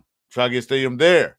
It didn't happen. That's my point. He was going to move that team, and there was nothing. I'm talking about Al. I ain't talking about Mark. I'm talking about Mark Davis. Like I'm talking about Al Davis. Yes. Why did Al Davis leave Oakland in the first place? Yes, but I'm saying that's why Mark was set on getting that team moved. Davis? Okay, answer my question, sir. There was no play to keep that team in Oakland. There was never a thing to keep that team there. Mark Davis. I ain't talking about Mark Davis. I'm talking about Mark Davis because Mark Davis was the one that moved the team. He's the one that moved the team. Leave Oakland in the first place. Why? We just talked about this. Okay, he wanted the stadium, but a lot of people were against L2 back then. Though they didn't like. Yeah, that's what I'm saying. He was against the stadium. Yeah, he moved to LA. He thought he played the LA Coliseum, which is really more of a track and field stadium. It still is now to this day. Mm-hmm. He thought he would get a new stadium down in L.A. Guess who rejected him? The city. So he said, I'm out. Move back to Oakland. Asked Oakland, hey, can we get a new stadium? I'm back here. I'm back now. Can you get a stadium? No. They rejected him too. Mark Davis took over. Asked the same questions. Can we build a new stadium? He wanted to stay there. He knew what the fan base was. He knew all that. And they rejected him. Not that he tried. He did try. Don't tell me he didn't. He did try. He tried. They said, no, well, I'm moving. His first place was he had a business meeting in San Antonio. They said, yeah, we'd be happy to take you. And Mark Davis said, yeah, no, I don't think so. Yeah. And then Vegas came in. But this is my thing. Like, why would Oakland not want to build a brand new, especially knowing Oakland don't have nothing there to because they didn't have the money. Oakland didn't have the money. No, but you just said that they didn't want. No, they want it, and then that's the thing. They're not paying for the damn. We're not paying. Oakland's not paying for the stadium. Mark Davis. Wait. You think Mark Davis actually built that stadium in Vegas with his own money, all his money? No, he didn't. No. But you didn't let me finish. I was saying, like, Mark Davis has the money. He knows the business partners to team up with. Magic Johnson was going to go in with him on this deal if he really wanted to keep this team locally. The city had said to put the money up too as well. Do you know the small portion of money that they were asking for when this all happened? You think Mark Davis? Like it wasn't a lot. He paid a lot more for Vegas than he did. Oakland is not LA. Oakland is not Vegas. Oakland is not the big time. It's not even Frisco. Oakland is a blue collar city. Oakland is not that rich and powerful city. That's why the other teams are. That's why Golden State probably left, because they probably want a new stadium. The other stadium they had there was falling apart. Why did they move to Frisco? Why A's are moving? Because the city don't have the money. They said to put the money up, regardless of how you think about it. That makes no sense, because that's what generated the most money for Oakland is the sports team. So that's what ticket sales and all that shit. It makes the business aspect of it up. Like I said, you think Mark Davis put 100% money down for Vegas? No, he has investors, but I'm saying, but he has the same investors. No, but the state did too. The city also invested money too. Yeah, there was a low price on it. Was compared to what he paid in Vegas, it would have been chump change to what, you know what I'm saying. But he didn't want to work with the because he already had this set in his mind. That's what I'm saying. Like, if you want to do something, you're gonna do it. If you're goal oriented, you're gonna do. If you anywhere in California, you could have planted that team and we would have been fine. You know what I'm saying? You could have put it up north, you could have put it down south, you could put it in Fresno, you could put it anywhere, and we would have been okay. The fan base would have been rocking wherever we were. You took it out of state. You know, we are California representatives. We represent our state. You know, yes, we represent our team. We wouldn't give a F about Vegas. Let me answer this question, Jason. If it wasn't for the Raiders, would you really give a damn about Vegas? Let me ask you this question. Let's say your Golden State Warriors decide to move to Arizona. Would you still represent them? Would you still be represent them? I'm a California representative. I'm doing enough with the Raiders, with them being in Vegas. That's answer the question. I'm answering the question. I'm really doing a lot by keeping the Raiders as my team, because, like I said, I pride myself on California keeping the same local teams that I've always repped my whole life. And now I'm forced to be a Nevada, Las Vegas Raider fan. I will do it because that's my goddamn squad. I don't care if I'm a Raider fan regardless. They can play. They can play in Knoxville, Tennessee. I'm still a Raider fan regardless. But this is the thing too: is how much home field advantage. The name from the Raiders don't mean nothing to me. I'm a diehard Raider fan.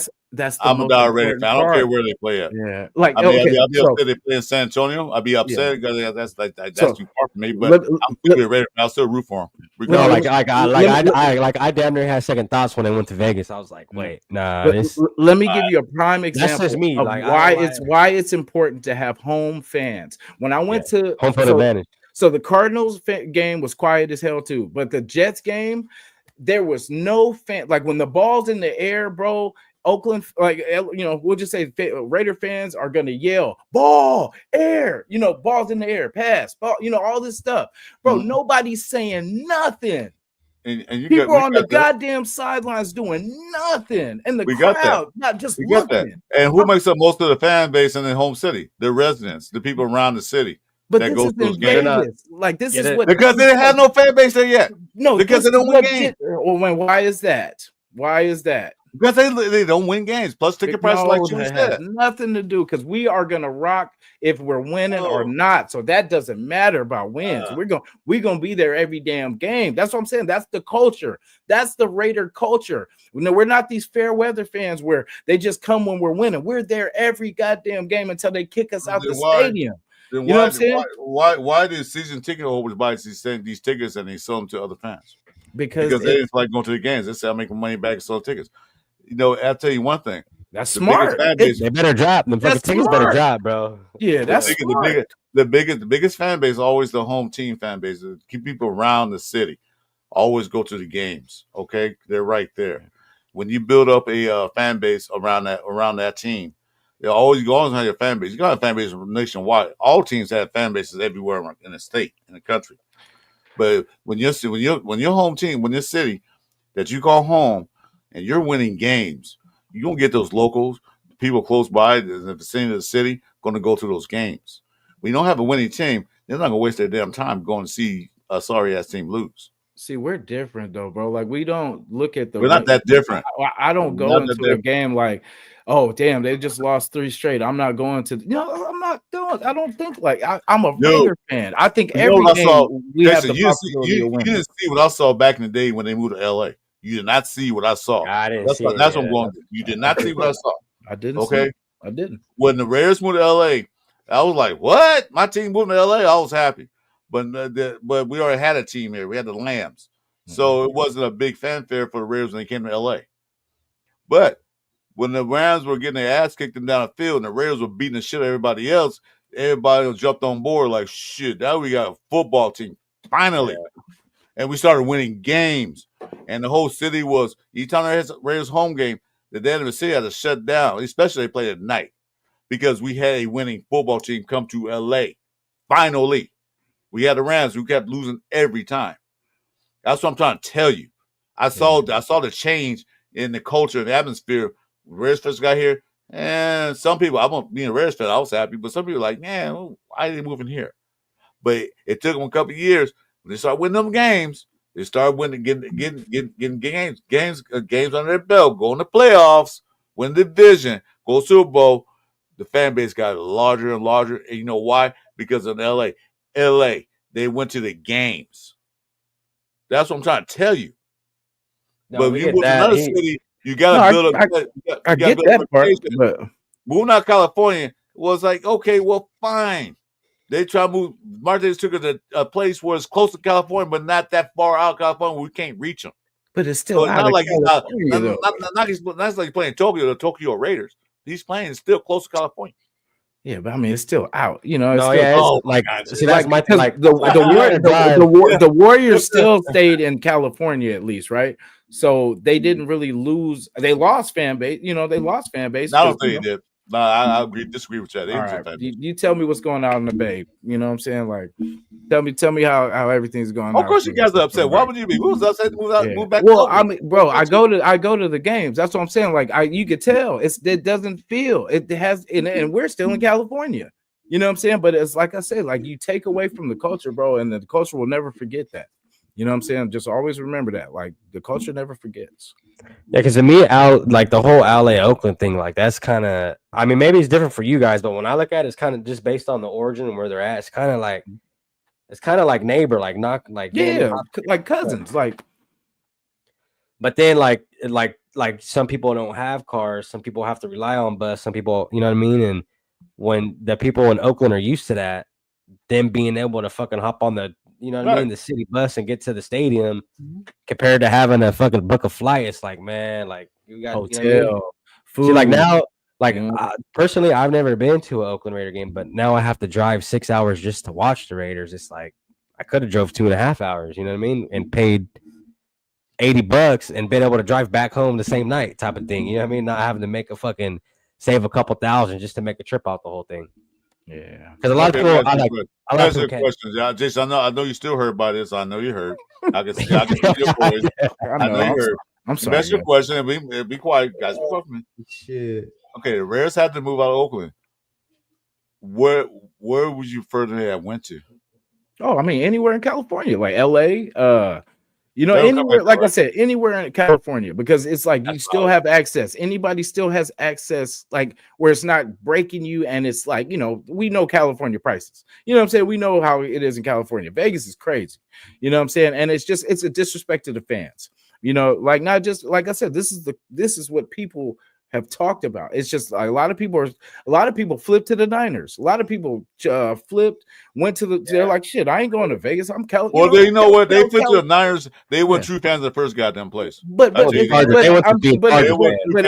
it's just a reality. Like they that. were not a Raider fan. They flipped to another team because Yeah, their team but- moved to another city. But They facts wasn't a are true fan in the facts. first place. But facts So- are facts. If we like so them I or not, say this. they're still I say this facts. again. Like, If the Raiders moved to Knoxville, Tennessee, called Knoxville Raiders, I'll still be a Raider fan regardless of what Yeah. city has in front of it. Ain't.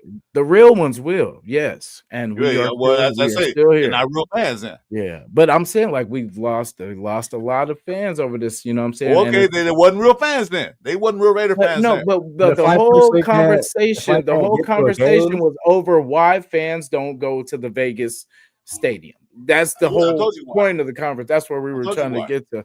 Well, No, we but said that's, that. but So that's that's not. the Yeah. thing. Like, Travel when it comes to and the people fan not base, getting there, there's no fan base in Vegas yet. There's no There's- big fan base there. Yeah, in There's Vegas. plenty of reasons. Because the fan base is here in California. That's Well, why. yeah, of course they is, but That's still, my whole point. That was but the whole still, point I but was my saying. point is this: there was no fan base in LA. Hey, we finally Okay, wait a got minute, there. wait. Yeah, I'm There like, was no, yeah, like that I was said, all I was saying. Was there that was the no home, fan base in home LA. base Like, is here.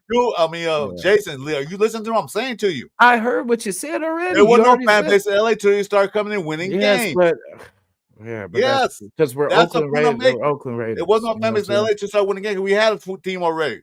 Yeah, There was no But- fan base till we said, wait a minute, we got a real football team. yeah. Then we start rooting. Then NWA got involved. Then everything. Then the Raiders were rocking in LA. Then you weren't a real Raider fan, then Chris. If you They weren't, wasn't a Raider fan at all. If They you had to wasn't a- wait, wait, if you wait, had to they wait wasn't for a- them to, They you was know, not like, a Raider fan at all, Yeah. Jason. They wasn't a Raider fan before they got here. yeah. They was not. But They we were. They're we- fans. Wait. but I'm not gonna lie though. but If we Raiders were, went to though. Knoxville, Listen what I'm saying to you. When the Raiders moved to LA, there was some Raider fans here, but it wasn't like what it was when they got when they got there a couple of years. When they got here, the LA base was like every other team, and maybe the Rams. But when they started winning games and knocking the shit out of people on the field, they became Raider fans then. That's what I'm trying to tell you. I saw it. No, went I down. mean I get that part. We've got that part, but I'm saying the heart and soul of the Raiders are in California. Just like Yeah. Rock said, bro, we can't Yeah. even watch half the fucking games on TV anymore. Yeah, see that And part. if- We- and and, this is and my if thing. you No, it's not like remember, that. we were getting blacked Every out game. back. Yeah, that's what I'm saying. So like, if anything, it got worse for the I couldn't locals. watch it either. I was in LA. I still couldn't watch some of the Raider Because games. They like I watched some other games. we still get outmanned by the Chargers and the Niners. If your 1 o'clock game is on, you're either going to get the Charger game Yeah, or the they're not Niner getting- game, which is That's the same nuts. thing with us. We had the Rams. Niners Rams took or over the Chargers. Bay. That's Yeah. it. Yeah, we had the same thing in LA. When the Raiders were playing, we said a Rams or a Chargers. That's the same thing in LA. That's what happened. That's And the now way it there's goes. no more Battle of the Bay, which was like iconic, bro. Like there's no more, like there's none of that. Yeah, that's a lot. Well, We're you hurt. know, in baseball or football, so that's the way life is. So Yeah. teams move. But this is my thing. Like I'm gonna be real. I'm gonna be honest with everybody on here. If the fucking Raiders went to Tennessee, I don't think I'd be a Raider fan. I don't think I'd be a Raider fan That's anymore. crazy. I'm still a Yeah. Raider fan, regardless. Y'all, Yeah. That's a true Raider fan. I don't care. I don't care what season shit. from. You know they're gonna win. If they move to Nantucket, like- Maine, Nah, I'll like still this be is like like the Brazilian Raider, or Tijuana Raiders, or whatever the fuck. That's out you of know what I country now. Now you just want different out of country. No, Yeah, I guess Yeah, looking at it like- like that, I guess it ain't that You're bad still- in Vegas, you gonna but see you the know, Nagasaki Raiders. No, I Yeah. don't think so. yeah. But it's like if I personally can't, like, you know what I mean, if I can't go and watch, like if you're away the fucking New York, I can't go and watch you guys instead of just it being Thank an away you. game. It's like Yeah. how can I And really then be a now fan? New York. Y'all thinking Vegas is like fucking 1,000 miles away? Shit, it's But still when- it's no, almost It's see, gone. 6 hour drive is far, dog. It was. Hey, well, you know what? It So was it's 8 hour literally drive in my from LA. city. It's still an 8 hour drive to Vegas from LA to Oakland. It's still a Bro. far drive too, but people made it. Yeah, It was literally in my city. I was literally down the street, like not even a 5-10 minute. You know what I'm saying? Like it right there. And then now I got to make plans to go. So You let know me what I'm tell saying? you, Like Jason, Puerto Rico. Jason, so Yeah. if the Carolina Panthers decide to move to Oakland, would you be a Panthers fan? You said if they move to If the Carolina Panthers or Jacksonville Jaguars decide to move to Oakland, will you become one of their fans? now the Panthers more because of the Black Panther movement. In Oh, so Oakland, you'll but, change teams because they're in Oakland. I mean, I'm not. I'm Oh, always no, gonna no, like. no, I, that's He's, not- he probably root for him. yeah, I was gonna say if it's an Oakland team, I'm gonna root for it because you know what I'm saying. But I'm gonna always be a Raider fan. You know what I'm saying? But I will like I said, I'm a Bay Area representative. I'm a Valkyries fan now. I traded the A's for the Valkyries. So go Lady Valkyries. Yeah, that's like me, bro. Like, this is where you grow up from, bro. Like, I'm from Fresno, so like, hey, So you know, I'm a basically- diehard Bulldog fan, you know. So Jason, basically, you feel like what they call the word? I'm a Bay Area affiliate, bro. Like I'm What do you everything call it? Bay, everything Bay Area. You know what I'm saying? And my boy got roots in the Bay. He got Yeah, that's what I'm saying. This is my home. This is my one and only home, bro. I don't You move feel, around you like feel, like the Raiders. you feel neglected and left behind the altar. neglected. I'm gonna save that for the Sunday night show. But yes, I do have abandonment Get issues. So 2 cents. I take it extremely personal when people move, faulty type. Well, Hey, moves. Jason Yeah, felt like like the dad went and got the milk on him. Fucking You feel me? Hey. Missing. he never. I feel your pain, Jason. I felt your pain when they moved from LA. I like, God damn it. We finally got a Super Bowl here in LA, and then they moved. Yeah. See, so Chris, you got to see the Super Bowl. You know what I'm But saying? this is the thing too, Jason. I gotta tell you this, Mm. bro. Going to Vegas and watching the Raider game is sick, though. Like, Oh, yeah. there's just, you know what I mean. There's just so much shit out. Like, you're not gonna. That's what I'm saying. It's just not like it doesn't feel us. not Yeah, like- it doesn't. Okay, now I'll feel tell you like, this. Yeah, I'll tell you there you go. You said the Yeah. key word. Yes. Yeah. Yes. But because this it's is my mostly- thing. Yeah. How much Las Vegas shit you guys on that says Las Vegas on it? None. I will never. Me personally, I told myself I'll never buy anything that said Las Yeah. Vegas Raiders on it. No, mine says Raiders. All say Raiders. Yeah, I wouldn't. Yeah, see, but the Oakland shit, dog, I loved it. Well, I got that too. But it's Hold like on. the Las Vegas is like maybe like, but like you said, Chris, I'm not there yet. You know what I mean? Wait, hold on. Let me show you guys something. Hold on. I feel it. I feel you, Chris. Like the commitment to excellence, you know what I'm saying? All the shit. Like when you get off at, especially BART, first thing you see when you get off that BART right there at the stadium is commitment to excellence. You know what I'm saying? There's always just every time I pass by it, still, you know what I'm saying? Yeah. It's just different. And the crowd, bro, like it's nothing like someone said it's rocking.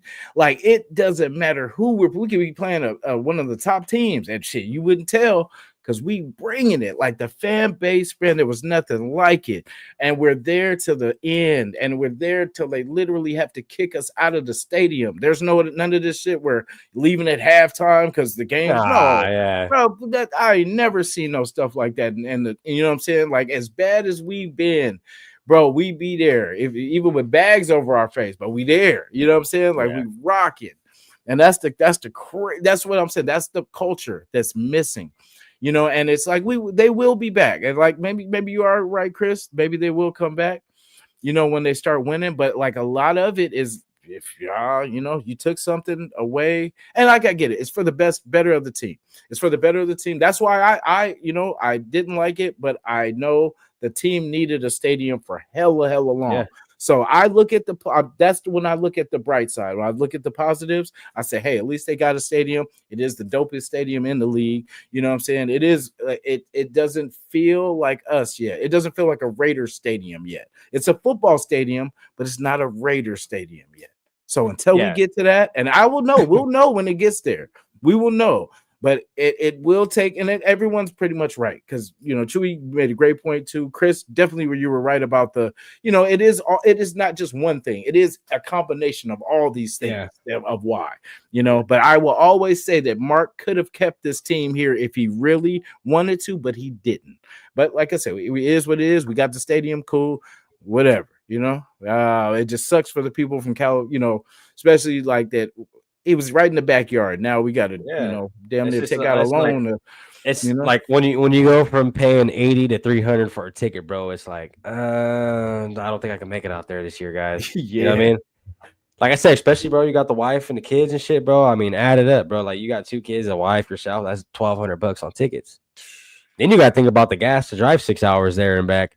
Then you got to think about the hotel you got to rent, the motel you got to rent. Then you got to think about all the food out there. You know what I mean? Like you damn near got to plan a year ahead, dog, just to get to a Raider game now, which is like insane. Yeah. When And it like, used to be like, hey, bro, I got tickets. Like, I got, a ticket for 40, 50, you know what I'm saying? yeah, Like, oh, yeah, shit, hey, shit, run it. You know what I mean? And yeah, then, and it's exactly. easy, just right down the street. Ooh, bam, we in there, rock it, because it's our home. It's like a gangbanger going to a different state and expecting to have the same gangbang culture and the same Nah, vibes it's from that different. he had back in his, you know what I'm saying? It don't go like that. You got to Yeah, it's take like everybody with you to it's have like that. if you came up here to Central Valley, it's like we'd know you're the standout guy. Like we'd know you're not here. Like Exactly. this guy's not from Fresno. Just the way he Exactly. talks, the way he walks. You know what I mean? Like, and that's just what it is, bro. It's just we haven't. Chris made a good point. You know, we haven't established ourselves out there yet, which and we got to win, bro. And I think Pete is going to be that guy to full circle this thing, bro, and bring it back together as one. Let me show you guys something right quick. Let me show you something. Wait, hold up. If I can get off again. I'm You see wondering where this? he Can went. you read what that says? Yes. Oakland, Okay. baby. Okay. Now listen. I was dejected when they moved from LA. I bought this right after. Had it since they moved from LA. I think for all these years. I bought it when they went to Oakland. So I'm still a fan, regardless of where they at. I'm not going to change. I mean, I'm not mad they moved to Vegas. I'd be more mad they moved to San Antonio. But I'm not mad they moved to Vegas. I mean, travel time, okay. Ticket prices, yeah. But like I said earlier, until the Raiders established himself in Vegas, until they start winning games, with the residents and around the city and area, in metropolitan area, because like, yeah, this is my home team now. When they start doing that, then the fan base will feel built up. But until then, nobody gonna pay them ticket prices to see a sorry ass team on the field.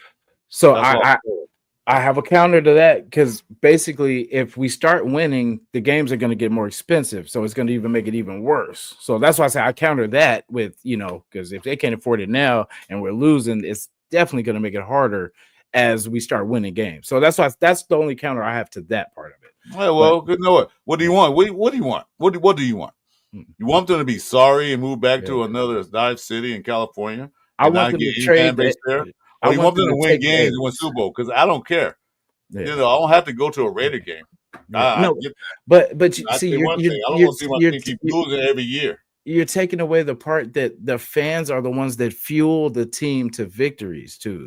You know what I mean? Like we are like when Seattle had, what was it, the 12th man? You know what I'm saying? Like it's important. We can't just say we're going to take our team and pluck it from here and then put it there, because we see that hasn't been the case. You know what I'm saying? Like you can't take the culture with you. You know what I'm saying? Seattle been there for a long time, so they developed. I think Seattle had that before all the years. Now, 12th man, they come up to like 10, 11 years later. The 12th man came up later when they established themselves there. It took them a time to get that 12th man for the crowd to cheer and then be happy to change. Like I said, it took a year for Raiders to get that in LA. So you got to give it. I mean, it's been 5 years. Hey, okay, time's up. But in 5 years, they ain't done nothing. You give it time to get those fan base there. Okay, that's all I'm saying to you.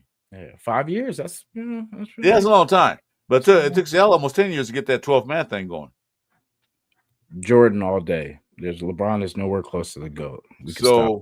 So you can be upset that the Raiders. I understand your betterment issues. I understand that. I was upset too, but I got over it real quick. I ain't about football right after they moved. Yeah, I mean. Raiders. Yeah, I just, I don't like, the part that Mark Davis is, if you know you're going to move the team, don't BS us. Don't tell us. I don't think he wanted to move it. That's what I'm trying to say. I don't think he wanted to. Oh, he did. If he did, he wouldn't have said what he said. No, he did. He wanted to move the team, because that was the thing.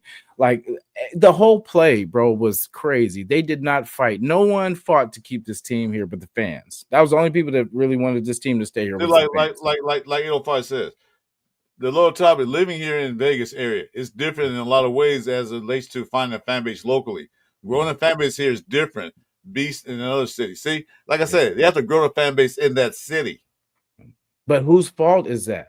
That's nobody's fault. That is somebody's fault. If we give him credit for one thing, we have to give him the blame for the others too. Like we can't just say, "Oh, he did this smartly. Oh, he got us the stadium." But look where the stadium. Like you said, it's a different team that moves their team or have a fan base there. Automatically move unless the team wanted them there, but unless the fans want them there. You think Oklahoma City had a fan base when they moved from Seattle Seahawks, Supersonics? No, they didn't. But they were winning games when they got there. They had Kevin Durant, and that's why they got a fan base because they were winning. It takes a winning team to build a culture of Jason. You got to understand that. But Seattle sucks anyway. That's what I'm saying. Like that team wasn't even, like that was no really comparison to the Raiders. Like I said, like you can move Seattle's, basketball team because I mean, do they really miss them like we miss our Raiders? Oh yeah, they do. Seattle do. Yeah, they do. They still won a team. Well, they want the Clippers to move there because the owner Berman was from Seattle. They want a basketball team there. Think they don't? Yeah, they do. But different beasts though. Like we're different. Like we're one of the top. It's still professional sports, dude. Yeah, but there's levels to everything. There's levels to everything because you can't compare us to. And then, if you a fan base, no matter what team it is or kind of sports you're playing. If you're not a fan base, then you don't have a team, home team. If you don't have a fan base, you don't have a home team, regardless. But the Raiders are more historic than the fucking Clippers. Definitely. I'll just as an example. Definitely. But my thing is this though, like AO5 said, it's gonna be a lot of hard work for Raiders to get a fan base in around a Vegas area. Yep. Because it's not football time for one thing, and plus the Raiders were not winning games for people to waste their time going to a game. Ticket prices, no ticket prices, whatever it is. Yeah, we gotta win. You still got people from LA. I saw people in LA. They still go to Vegas games. They live in LA. They still but go. It's closer for you guys than it is for us in the Bay. Wait. Well, no, you can't say it. It was literally in our backyard. It was down the street. So you cannot say that, Jason. It was down the street. I can. You cannot say that. Literally down the street. Because when I'm in LA, I used to go to 8 games out there. I talked to a bunch of people from Oakland. That's even further from Oakland to LA than LA is to Vegas. You can't say that. What is a bunch? When you say a bunch, what is a bunch? Oh, I talked to a lot of people. I was there. I talked to people from Oakland. Yeah, I mean, what is a bunch? What is a bunch? But they're still there to watch the Raiders play. Yeah, I have too. I've went out there too, but I'm saying like. I don't go as much as I used to because of the fun, like I said, the money situation is different. You can't make that statement, dude. I can. I talk to I'm from the Bay, bro. I talk to the people here. I know the feel out here. You know what I'm saying? I'm talking about you talking about people that's too far. Yeah, we're closer. Yeah, but people from Oakland came to LA, and that's further. I have too, and I'm the one saying this. I'm saying I've been to games there. I've been to Vegas. I'm saying like I still go.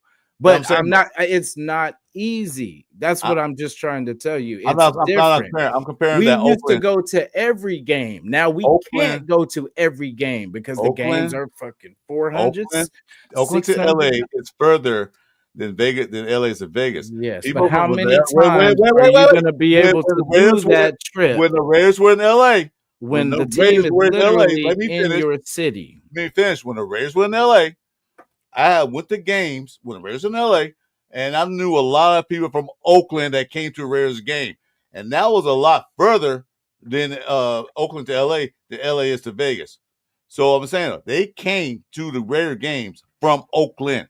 So you can't say the distance. But what was the difference? What was the difference in the ticket pricing, though? Exactly. Yeah. Well, that was back in the 80s, dude. Ticket prices are way lower than now. That's back in the 80s. No, because this is my thing. Like I gotta make a fucking week trip out of this Raider game now. I'm mad about ticket prices too. They way too high. I agree. I totally agree with that. Like, what the hell? You want? And it's not like it's just $10, $20, $100. These are like $300-$400 more.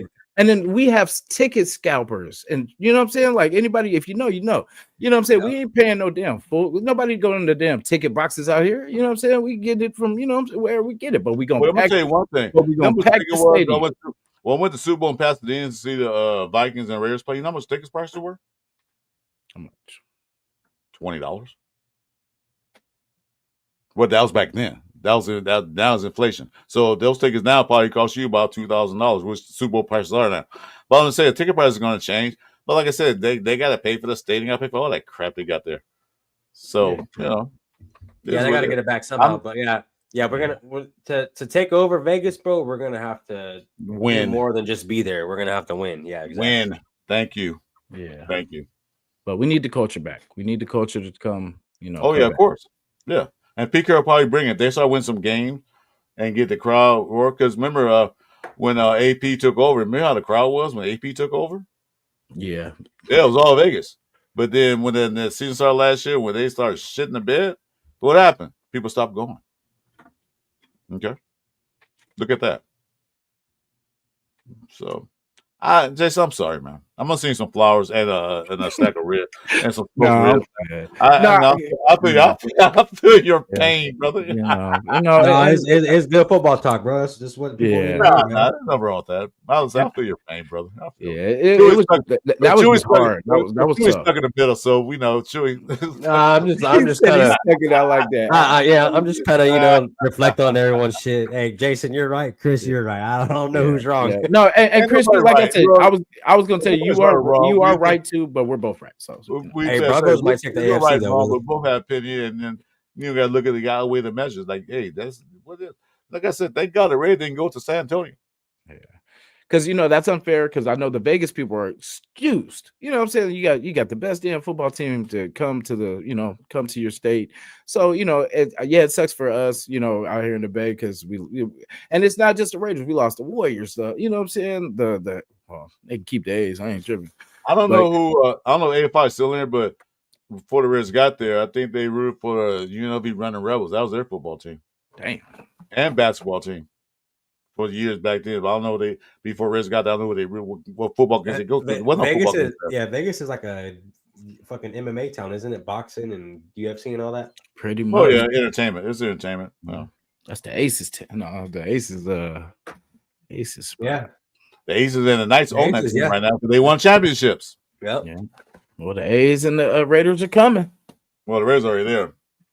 No, I mean them winning. Establish it. The A's been winning more games this year than they've won in the last probably 5 years. I'm excited for the A's to go there. I can't wait, bro. Fuck the A's, man. It's all about the Dodgers. Yes, even worse. That's our darkest memory is against them damn Dodgers, man. Oh, you talking about Horsheiger and Kirk Gibson? That stupid ass. Kirk Gibson hobbling around for that winning game. That's crazy. I hate the Angels, but still hurt. You just made me. I still hate the Bucks. You got sometimes you gotta let go of your emotions, man, and breathe, man. every time I see the Bucks pop up on Madden, I'm like, this is for 0-2. It's just serious, personal. The Buccaneers. If you know, you know. I hate the Buccaneers ever since 0-2. Yeah, when Jason plays the Patriots, he's like, "Fuck the Tuck rule." Hey, I'm that type of person. I need a reason. I just need just a little bit. That's all I need, and that'll motivate me enough. That's all. I don't know if that's sick like that, but I just it takes a little bit of me just getting pissed off to hold a grudge, and then I go in. I'm focused. I've always been like that in basketball. I wasn't the best. I ain't saying I was, all this, but when I was pissed off, I'll lock your ass down. You know what I'm saying? But it was just, I don't know, in that mode. It's a mentality, man. It's a mentality. Detroit God. Detroit God. He's naming all the legends, bro. That's right. Yeah. This Underground was my band, man. I still love this Underground. I listen to them all the time still.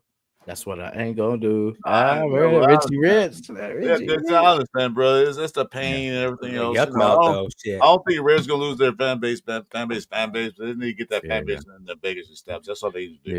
Yeah. What about 50 Rich? They got win Jay Stalin. Yeah. I rock with Jay Stalin. Yeah. He was that. He actually had a shop down here in Fresno, Livewire Records. Livewire. He had his clothing brand in Fulton Mall downtown. Yeah, that's crazy. Full Mall's the hood though, bro. I was in my son basketball tournament, man. When that happened, man, then somebody came to me on the sideline. I knew I was a Raider fan.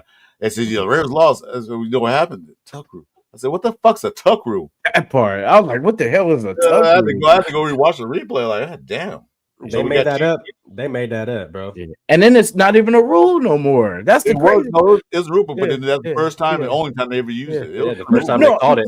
No, I mean, remember a couple years ago or whatever it was, they took that rule out. That it's not even. I'm like, that's crazy. It was a rule then, though. But it was a rule back then. But that was back in the day when football was leather helmet shit. What the hell? Bro, that Rock, you did hit that dead on because bro, everything was Ooh. And it's like, when we recovered the fumble, we thought it was over. It was like, oh my God, just It was over. What are you talking that about? feeling of it. That's why Raider fans can never relax, bro, because we've been at those situations like that where it's supposed to be over. We won the damn game, and then like they do us every time.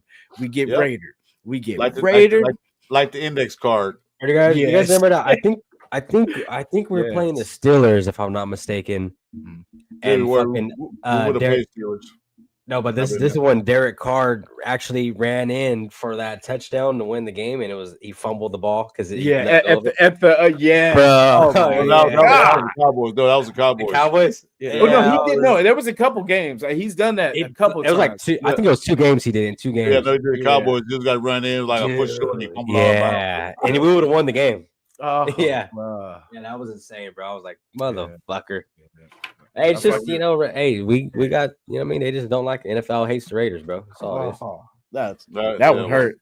That would hurt. I'm just glad we got over all that. Remember all those penalties we used to get back in the day? Yes. Most penalized. I'm glad we're over that little thing. We fixed one part of it. Hey, that's the we talked about. What did we do last year? There was penalties. We didn't get any penalties. Yeah, because there was those one. Yeah, but I never back in the day, but we were getting a shit ton. No, we was always the top in the league in penalties. Always. Yeah. Hey, our penalty. Sorry, our penalty thing would look like wide receiver stats. It would, bro. 300. Yeah, 200. we have more penalty yards than rushing yards. Like, what the fuck? Yeah, really. It was bad, bro. That's one thing I guess that one positive, huh? Jim, I think you're in the wrong show.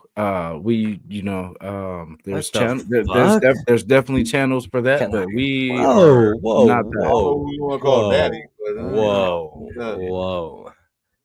Yeah, but thank you. Yeah. This ain't no Diddy party, bro. James may be different story, but not Jim. Sorry. Yeah, sorry about that, man. Is that wait, hold on. Is that Jim Harbaugh? Yeah, you can call Pete Carroll daddy. You know what I mean? Jim Harbaugh. Yeah, you can definitely call Pete Carroll daddy. He say he loves big women. Hey, everyone needs love, bro. Everybody needs love in the world, man. What Drake say? You like BBWs? Yeah, just smoke some love. That's like it. Yeah, eat some lunch with you. Nah, Drake like sexy red, bro. Yeah. Who's calling you? That's crazy. That's crazy. He said, "No, I love big women." Damn. Hey, we got the best fans, bro. Best mascots in NFL. Like, no, hands down, bro. Yeah. Like, look at what we got, bro. Yeah, you got Violet out there doing this thing. Gorilla out there doing it. You know what I mean? The Blacko. I'm talking. You know what I mean? Like, it don't get better than that. Or where you want to see some guy walk around with a block of cheese on his head, like, you know what I mean? Like, then we might have to make that an episode. We might have to make that an episode for the Fellas Night Out show. I love big women. They always go. The night show. We're gonna give you therapy as a nice show, man. Get over it. Yeah, we'll talk about my event. It's hard to make it like this last Sunday, man. I ate the rest of my food and I just passed out. I woke up at 11:30 at night. Woo, I missed the show. Oh, damn. The bad thing about that it's all good. Don't even trip. I passed the hell up. Yeah. No, you stay full, man. You end up getting big yourself. It's fucking crazy. Yeah, they risked my beef rib and my wife made some enchilada casserole. Yep, I ain't going back outside. The beef ribs are fire. How do you cut those beef ribs, Chris? Oh, about 7-8 hours smoke. How do you cut them now? You cut them fat, huh? You have to, right? On the beef rib. You know what I'm talking about? No, I just take the whole. I take they come in 3 bones. I just throw the whole thing on there. The whole rack? For like 6-8 hours. Yeah, they come 3 bones a piece. On the beef? I sit for like 6-8 hours. I was cooking while I was on the morning show. Them bones be hella fat too. Hey, 6 to 8. Yeah, that's what I'm saying. The beef ribs, bro. They got the big bones. Yeah, they're big old dinosaur bones. Or the pork ribs are fire too. The little baby back fucking pork ribs. Those are. I do those all the time. You know, beef ribs are kind of like now and then, but I do those all the time. Jason saw my rack, my plate. Like, oh man, I'm about to send you some pictures. I'm about to send you some pictures, Chris. Pictures of what? Some I got this shit. I'll be barbecuing, tri-tip, all kebab, all that shit. Tri-tip, man. Wow, what? And tri-tip, man. That's a Not Central bar- Valley thing. Yeah, no, Tri-tips actually, it came from Tri-tips actually originated in coastal north of LA. I forgot the city, but the guy had a restaurant, and nobody Tri-tip actually was like the garbage meat. It wasn't garbage, but that shit, yeah, that shit. they didn't sell that much. You know, it was like cheap to cheaper end. But he Yeah. took his restaurant, started cooking it, and people loved it, and then the price went up real quick after that. Oh yeah, yeah. They're expensive now, bro. Like, even if you go to I go to Winco, bro, and they're like, fuck. Sometimes they're $30, dude. Like, you know what I mean, for just a chunk of meat. But they used to be cheap back in the day. Yeah, they skyrocketed. It's funny because I was talking to some dude from back east, and he was like, "What the fuck's tri-tip?" I was like, "Damn, you like." I feel bad for him. Yeah, I guess it's like a Cali thing or something. I don't know, bro. Yeah. Oh, they call it brisket. No, it's different. No, brisket's different. Oh, is that different? Is that different? Yeah, Oh shit. Yeah. Oh, Brisket Yeah, different. brisket's different. Like tri-tip, yeah, a lot of people are like, "What the fuck is that?" what? Like, I thought brisket was tri-tip. I thought it No, was what? Oh, that blew my mind right now. no. I love try. Oh, look at Oh, that. That's see? that's a plate right there, boy. Now, not only do we bring content, but we bring Oh, food. You know what I'm saying? We got bro. great chefs on this panel. Oh my god, I'm hungry What now. is that? That's Like crazy. macaroni salad or something? Let me get a bite of that Yeah, shit. salad, greens, Oh, fork, chicken, yeah. ribs, and chili Hey beans. Chris, pass me that spoon through the screen, yeah. Hey, let me get some of that mac and cheese. Throw that rib my way, bro. Hey. Yeah. Hey, Hey, you said though. Hey, I'm holding you. Hey, you said 12 wins, dog. You're throwing a barbecue, so I'm holding you to that. Okay. He said, okay. right. He said, okay. All right. Yeah. And Chris, He you know I said- love you, man. Like, you Yeah. know, it's all love and it's all Oh, man, of course. There's nothing wrong with a good debate. Yeah. But, I love it. And you were kind of right too. I'll give you that on No, don't give me credit because I know I was right, but don't give me credit. I love it. Yes, sir. Yes, sir. But Jason, you made valid points. I understand what you're saying. I definitely understand. But like I said, we got to win games here in Vegas. Yeah. We get that fan base, that local fan base. So that's all I was saying. Yeah. When we start winning, we'll get that fan base. What is the stadium is? You go to the stadium, it's not just a mustard and ketchup color or powder blue and yellow. It's black and silver, silver and black, all the way through. They had that in one game when we played Pierce last game as an intern coach. Who they play? I forgot who we played. It was the Chargers. Yeah. Oh no, you talking about It was the Broncos. It was the Broncos. It was the Broncos. Oh. We played Pierce. We won that game. It was all silver and black in there because we were winning games. And yeah, it makes sense. I mean, I guess if you are winning, people would fucking want to pay for your tickets, right?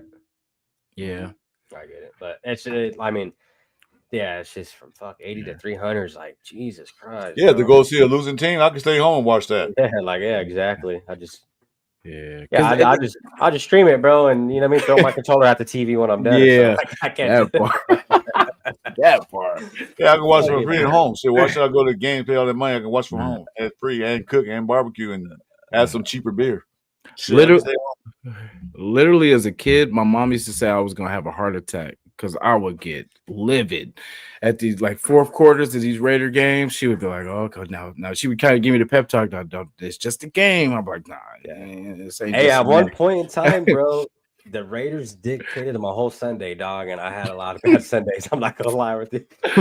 Ooh, therapy. We need therapy. I ain't going to church, Grandma. Stop fucking asking me. Yeah. And then you're like, damn, I should have. I used to always think too, damn, if I had went to church, would we have won? Because I'm thinking like I ain't trying to miss it, but damn, if I got to start going to church for us to win, I'll do what I got to do. And then it's like the games you don't watch, they win. It's like, fuck, I just stop watching you. Hey, man, you know about that thing on DirecTV? I had DirecTV. What was that Sunday ticket? It was not cheap. I actually turned the TV off and canceled the scripts. I don't want this anymore. I ain't watching these Raiders lose anymore. I'm tired of this. Sunday tickets like 150, ain't it, for the whole year? That's crazy. No, back then it was like $350. Hey, now they got all the streaming apps like websites, bro. That's why it's cheaper. Streaming. That's why it's cheaper now. That's what I use. Yeah, me too. I can YouTube, see all it that. every home. Hey, every I got watching Manny Pacquiao and all kind of shit, bro. Yeah. Like, Yeah. I was just doing football with it. I'm like, shit, this nah, is bro, you can watch. limited. I watched the finals 350? on it. I watched all kind of shit on it, bro. It was $350 back then. I think it was $350 back a few years ago. Like, yeah, it's still expensive. I ain't paying for that no Yeah, more. that was for rich people. Oh, We always said that was for shit. the people that got, just got extra money just to throw around. Disposable income. Yeah. I was the kid that was like fucking with the antenna, trying to hang it on the ceiling and shit. Like, Hell yeah. I Like, gotta don't get some don't sticker. move. Don't Yeah. move. Is that right? Stay like that. Stay right. last Yeah, quarter, boy. guys, last quarter. Yeah. Because my arms are getting tired. Like, hold on. Last quarter. 2 minutes. Yeah, that was me, bro. We didn't have all that. All right, guys. It's almost 4 hours, man. You guys ready to call it, or you guys want to argue some more? No, I was due about an hour ago, but you guys started yelling at each other, so I stood in. I was like, I can't miss it. That's that Cal USC, man. That'll never die. You know what I'm saying? Yeah, USC still got me. So. Yeah, we definitely got some Yeah. clips for later, though. I'll tell you guys that. Definitely. Hell yeah. And then it's all love, man. Like, we gonna bring it to you. You know what I'm saying? We're gonna bring it Yeah. genuine. Hey, you guys need to tell each other sorry, man. That shit's kind of. Come on, Chris. Hey, I'm sorry. Frank, what's up, man? Chris, Yeah, I'm sorry. I damn Chris, near I'm left. sorry that I'm Grab not the ears. sorry. Hey, Frank, remember, grab the ears with the foil on it. God damn, this motherfucker got in there. Oh shit! Wait, He's like, no, nah. that way. No, wait. No, stay. No, damn, yeah. Like, God dang. All right. No, stay right there. Don't move. Yeah. I lost Yeah, it again. yeah, that's what it was, bro. Maybe, wait, I hold swear. Hold this fort. And I was like the youngest cousin out of all the older ones, bro. So imagine that, like. Hey, you was voted every time. Like, Yeah. damn. Yeah, and all the older cousins, I was the youngest, bro. So I got the shit into the stick on every deal I could possibly get. No, the worst thing is that I'm in my bedroom and like I have on the other side of the house, and then my father and mother said, call me and say, hey, come here. What? Bring me remote control. It's like it's right there. Grab Yeah. what? You want go away from the other side of the house and bring you the remote control and sit right there. Yeah, they do that. I know my grandpa a lot. Like when I'd leave his house, he'd call me, hey, wait, come back real quick. Say, hey, what's up, grandpa? He go, hey, how far do you think you could have got if I didn't call you back here? Like, this That's crazy. Wait a minute, How far you the thing is, we are the world. Yeah, we are the world. I ain't gonna hug nobody and sing it. Man, he said, we are the world. Yeah. Rock, keep killing shit. Yes, sir. Cover 3 show, baby. Yes, sir. All right, You guys. gotta- Actually gonna call it right now Yeah, for me. yeah, you good. I got work in AM too, so. I took a self-care day today. So Michael Parsons, I don't know, bro. Maybe he might be a Raider. Who knows? yeah, everybody that what I'm saying is available. Hey, we'll bring. But we should know by now how this team is building. Last point Rock. that if you're not cheap, yeah, you might want to go somewhere, get your money, and then when you want to win some football games, then you can come back and rock. Yeah, if you're cool with a 1 or 2 year deal, then we'll take you. Yeah, we got you. You know what I mean? But set 5, 4, nah, we ain't doing it. And we ain't there yet, guys. We ain't there.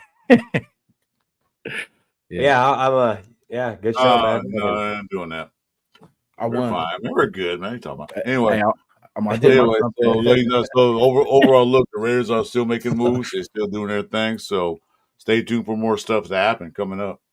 Oh yeah. Stay- Yeah, and if you joined the last, half of the show, be sure to rewatch it. We did touch up on a lot of the guys we did pick up, a lot of the guys that we let go, and all the guys who joined now. It's after hours, so it's free game. Yeah. So hit them thumbs up, please. Everybody that's in, please hit the thumbs for us. So we want to keep this thing going. Like, subscribe. Make sure you subscribe to all our 3 channels. Yeah. Keep us going. I'm nothing without my members here. You know what I'm saying? I appreciate Chris and I appreciate Chuy. And we're gonna bring it, man. And hopefully tomorrow we get some more ads and we get some more, roster moves. And then we hear everybody shining or who's not, whatever, and we'll bring it to you. Yeah, tomorrow they're practicing tomorrow. I don't think in pads, but they are practicing tomorrow, so we'll see. Yep, Yes, we're there. Stay dangerous. All right, guys. Yes, sir. Go Raiders. You too, Calvin Ross. You take care, brother. You do well as well. Yeah. Appreciate y'all. Appreciate y'all rocking, man. Let's go.